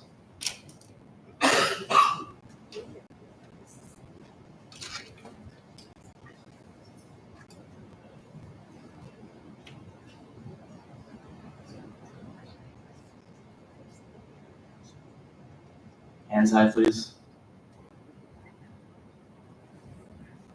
Okay, all those opposed, please raise your hand.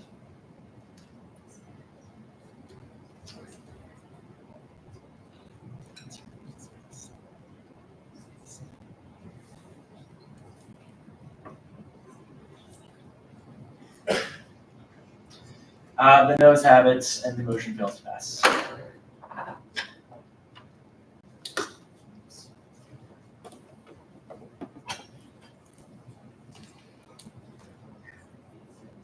All right. Thank you.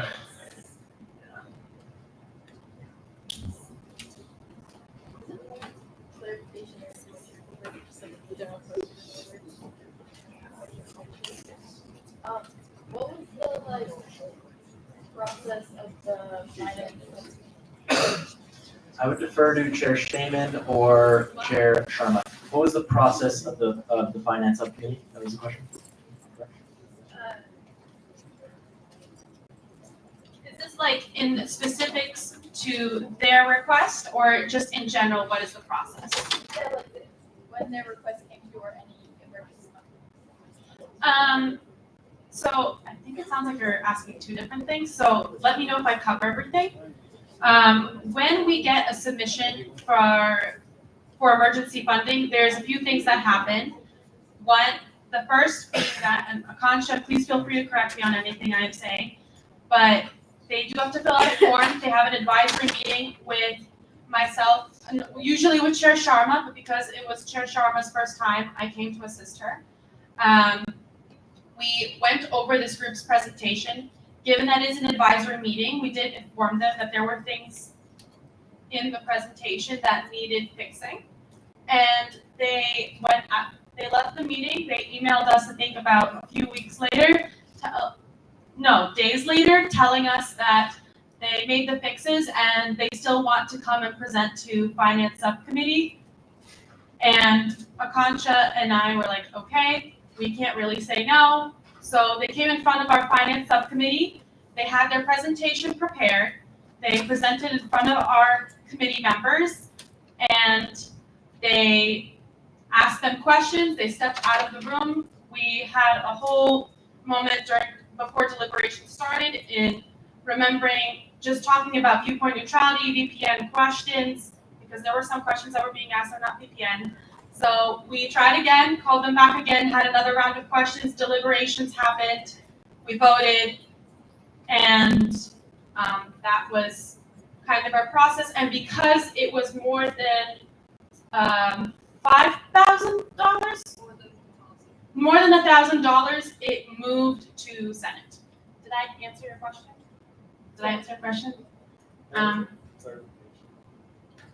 Senator Molesky.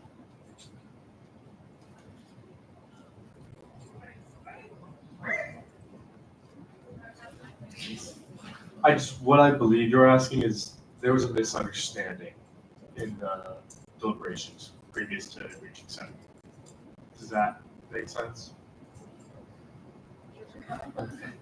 I just thought you were asking, previous to them presenting here, it was voted on, and I thought that was your question. If the question is specifically regarding like deliberations and the process behind the deliberations and what was brought up during that, I think it was similar concerns that we brought up today. It's just more of like a general question. If we went over eligibility criteria, you can, if you want specifics, we're more than happy to talk. You can specify now, or we can talk after, whatever you want. That's fine, I just wanted to know the general. The Senate will now consider S30, a bill to amend Title II, Chapter 31, Section 3.8 of the General Bylaws of the Student Government Association, the Rules and Ethics Subcommittee. This motion was reviewed by the Committee on Administrative Affairs on October 10th and was reported favorably. Additionally, this bill was previously considered by the Senate on October 16th, but was tabled until today. Chair Centenaro, you are recognized to make your factual description. And I have a presentation. S30, yeah.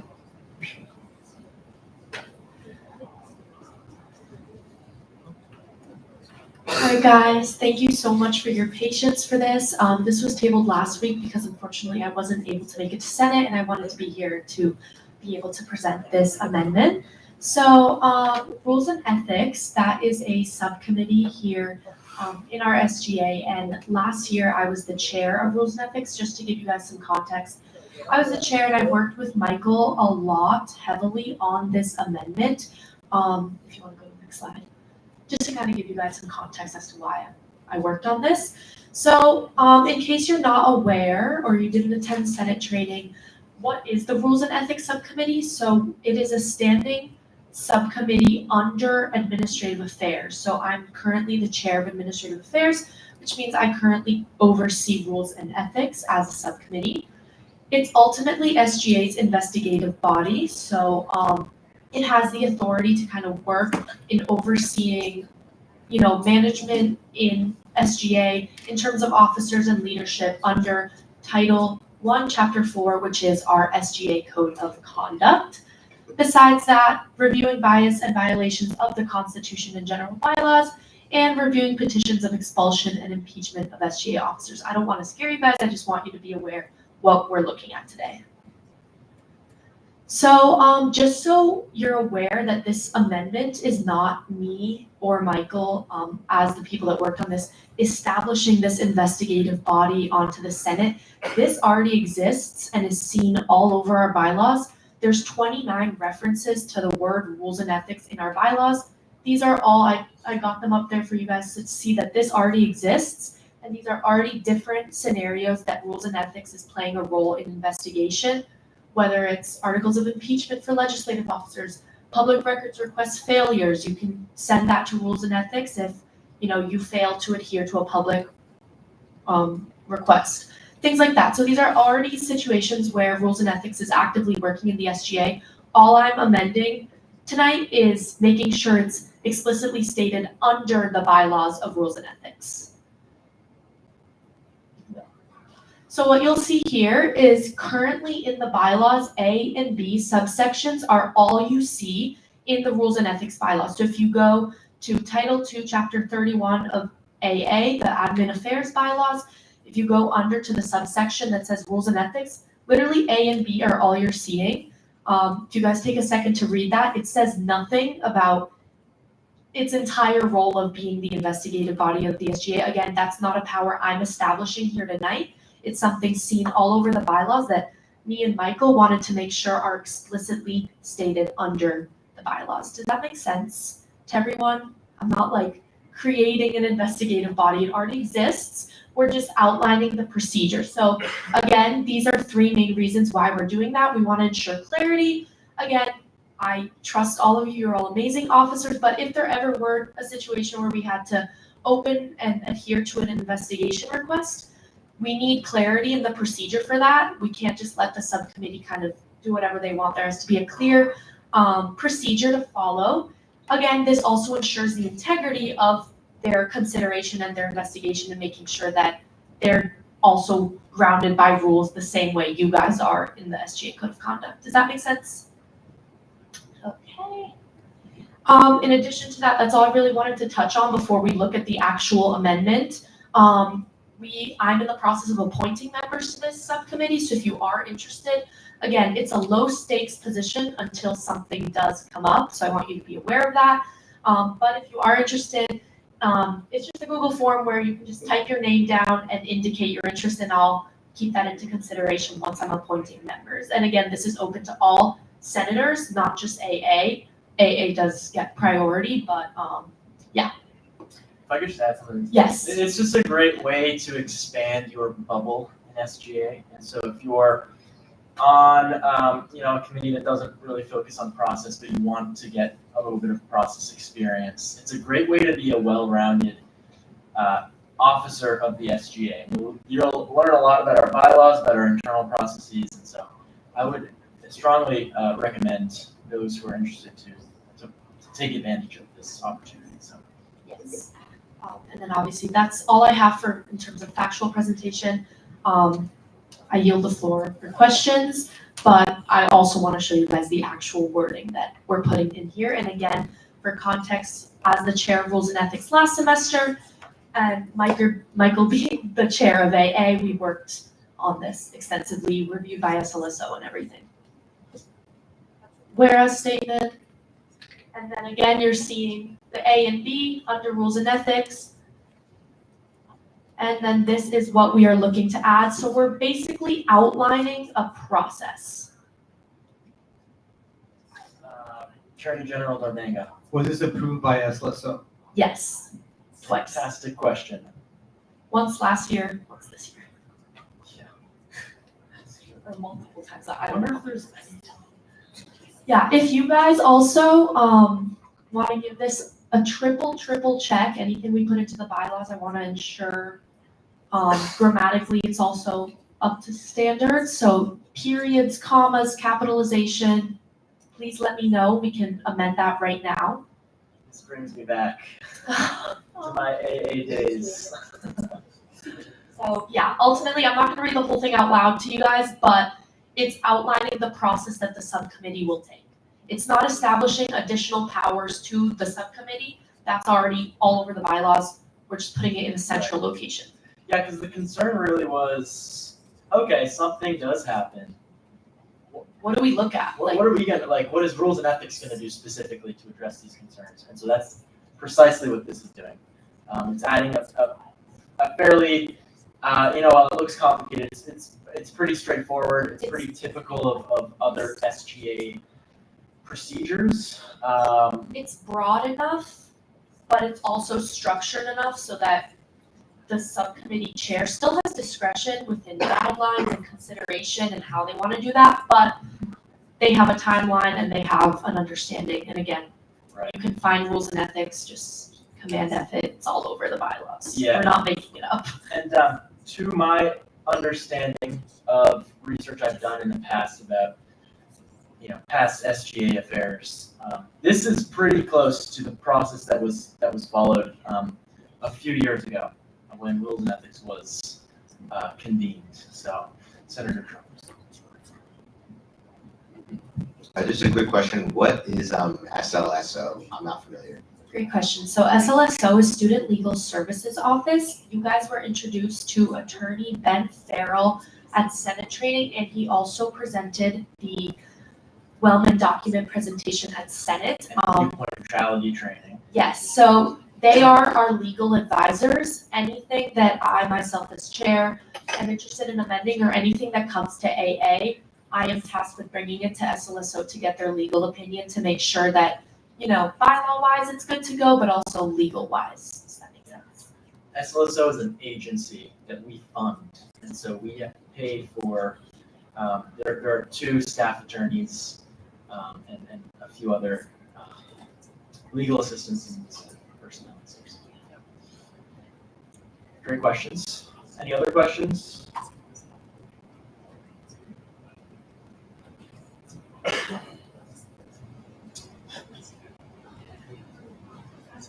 All right, are we awake? Are we here right now? Are we present?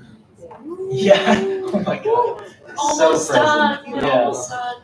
All right, cool.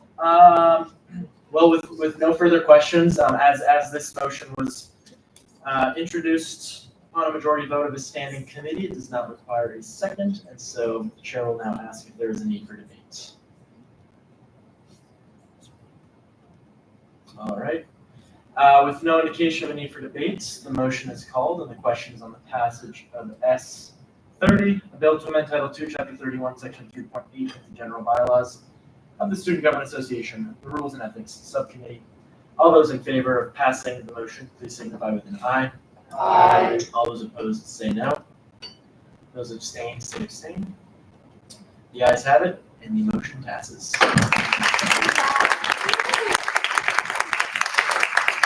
All right, the Senate will now consider S31, a bill to amend Title II, Chapter 31, Section 3 of the General Bylaws of the Student Government Association, Administrative Affairs Committee. Me again. Yeah, this bill was reviewed by the Committee on Administrative Affairs on October 10 and was reported favorably. It was previously considered by the Senate on October 16th and was tabled until today. Let me just scroll down. There we go. Is that, yep. Yeah. Okay. All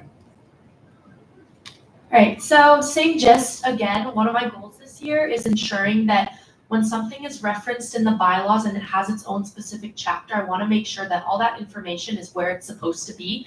So anything in red is again other roles and responsibilities of my committee, the Administrative Affairs Committee, that is seen in other parts of the bylaws, implied in other parts of the bylaws, but it's not explicitly stated under AA bylaws. Do you guys understand that? So one of my roles, and I actually have to do it soon, is drafting the annual SGA F1 Apportionment Schedule Act. That is known that AA does that, and it's in other parts, but nowhere is it seen in my bylaws. So for the next person applying to be AA, when I send them when the speaker sends them the requirements, they're not seeing these things, and I want to ensure that that is seen in the next position or anyone that's trying to understand what AA does. So again, drafting annual SGA apportionment, reviewing personnel matters. I just kind of wanted a little bit more clarification here. That's already something that was there though. Ensuring that we're asking, if you've been appointed by AA, you're always asked that question of were you discriminated against, making that be reflected in the bylaws. I think there's another. This also, yes, we review our SO application appeals. It's like the biggest thing we do and it's not in our bylaws. Or not in these bylaws. Not in these bylaws. It's in the bylaws. It's not in this section. And this was again also reviewed by SLSO. I think also twice because I made some changes.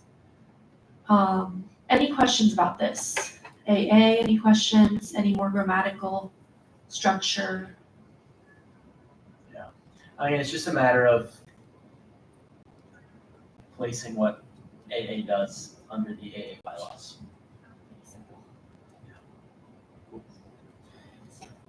All right, no questions? Cool, all right. Does there exist a need to debate?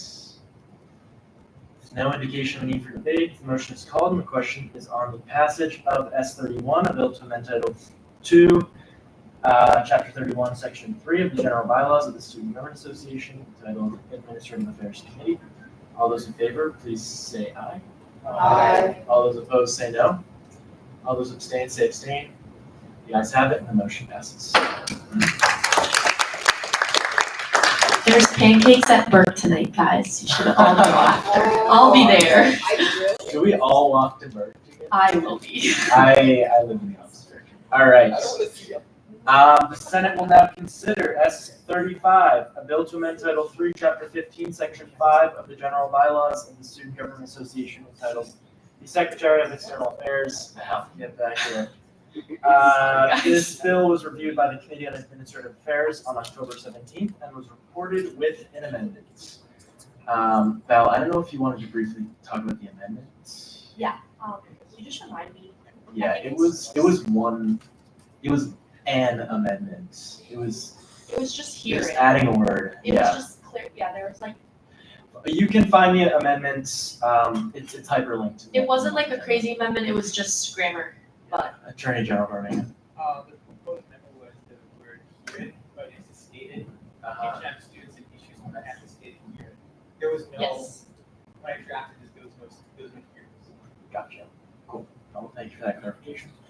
All right, the sponsor is recognized for faculty description.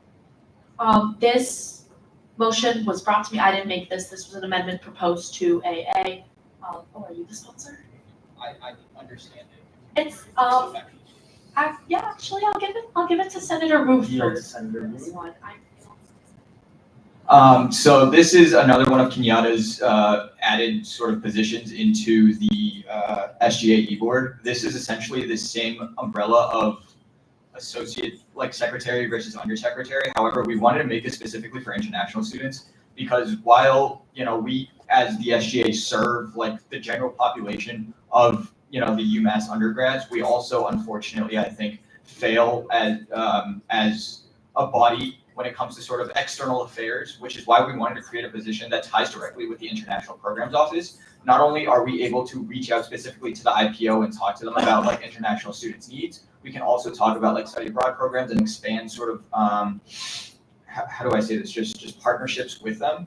And essentially this is like I said, the associate secretary, because Kenyatta is currently, of course, abroad. So we have the associate secretary of external affairs here, but the associate secretary of international affairs will specifically work with the IPO so that we can sort of broaden our range and really work with everyone that needs anything from SGA, really. All right. Yeah, Secretary Havel is going to speak just a little bit more about this, so I'll put him back.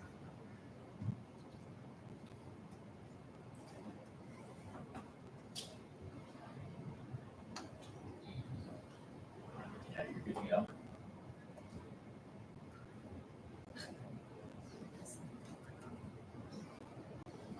Yeah. That's what I was just Zoom texting. Yeah. Oh shit. Oh my. It's my volume because I didn't want. Yes. All right. You're good to go. Sorry. All right. It's your fault. All right. So I've been working on this. I think like Michael and Colin and Paulo can like attest to this. I've been working on this for like a very long time.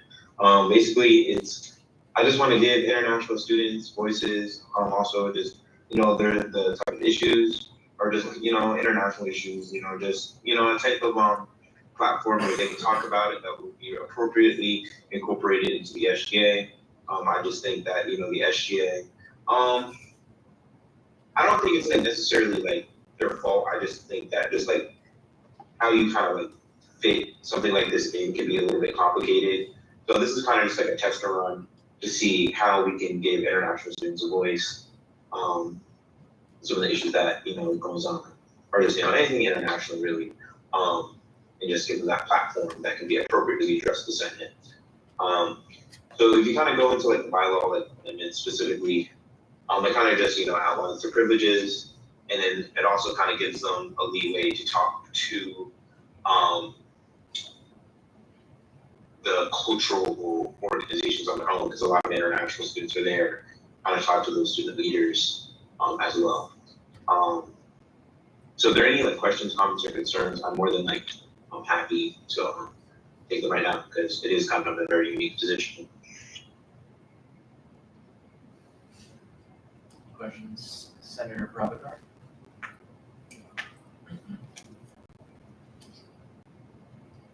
Okay, thank you, Kenyatta. This is pretty cool. I'm just curious, I guess, is there an analog position in the SGA that for other groups on campus? Like, I guess I just don't have that much background on this, but does that make sense? What does analog mean? Yeah, like, are there similar positions that are supposed to represent other groups of students on this campus? Oh yeah, veteran affairs, yeah, for sure. Yeah. Yeah.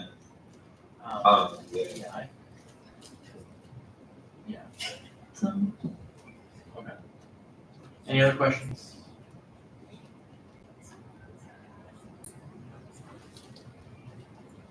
All right. Cool. All right. Thank you, Kenyatta. All right. With no further questions, does there exist a need for debate? All right. With no indication of need for debate, the motion, the bill is called, and the question is on the passage of S35, a bill to amend Title 3, Chapter 15, Section 5 of the General Bylaws of the Student Government Association, entitled the Secretary of External Affairs. All those in favor, say aye. Aye. All those opposed, say no. All those abstain, say abstain. All right, the ayes have it, and the bill passes.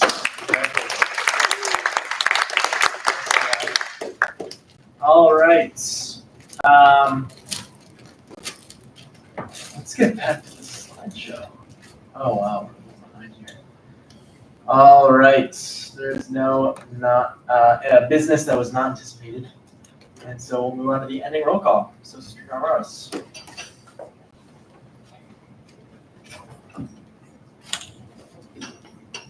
Please be loud. Please say here. Senator Denny. Senator El Majid. Here. Senator Amin. Senator Bloom. Senator Silva. Here. Chair Centenaro. Here. Senator DeMarco. Here. Senator Dami. Senator Duarte. Here. Senator Duvetti. Senator Eze. Here. Senator Faiza.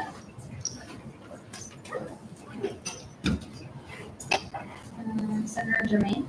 Here. Senator Herkill. Here. Senator Sharadandani. Senator Ibrahim. Senator Imran. Senator Jamed. Senator Kemp. Here. Senator Kumar.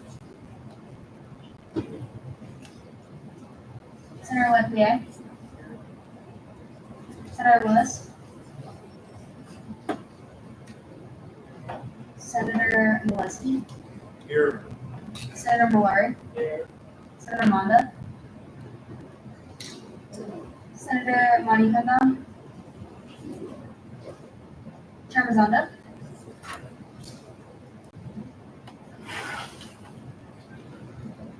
Senator Mella. Senator Evans. Here. Senator Nguyen. Chair Onyeka. Here. Senator Patel.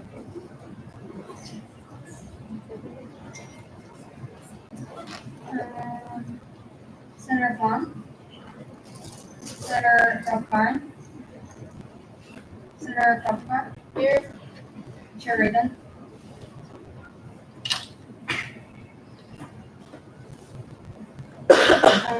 Chair Sarna. Chair Sharma. Chair Shaman.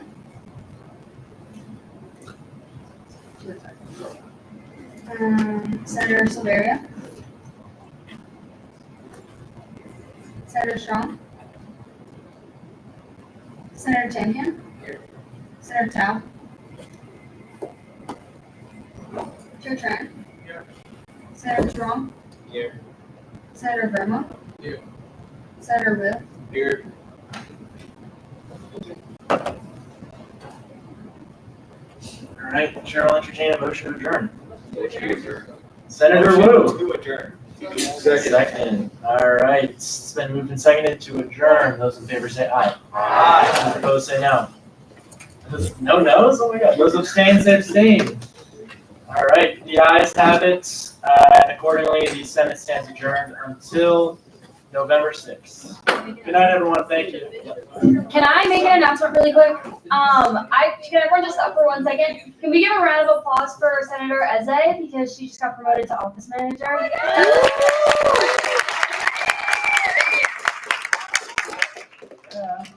All right, good night, everyone. Great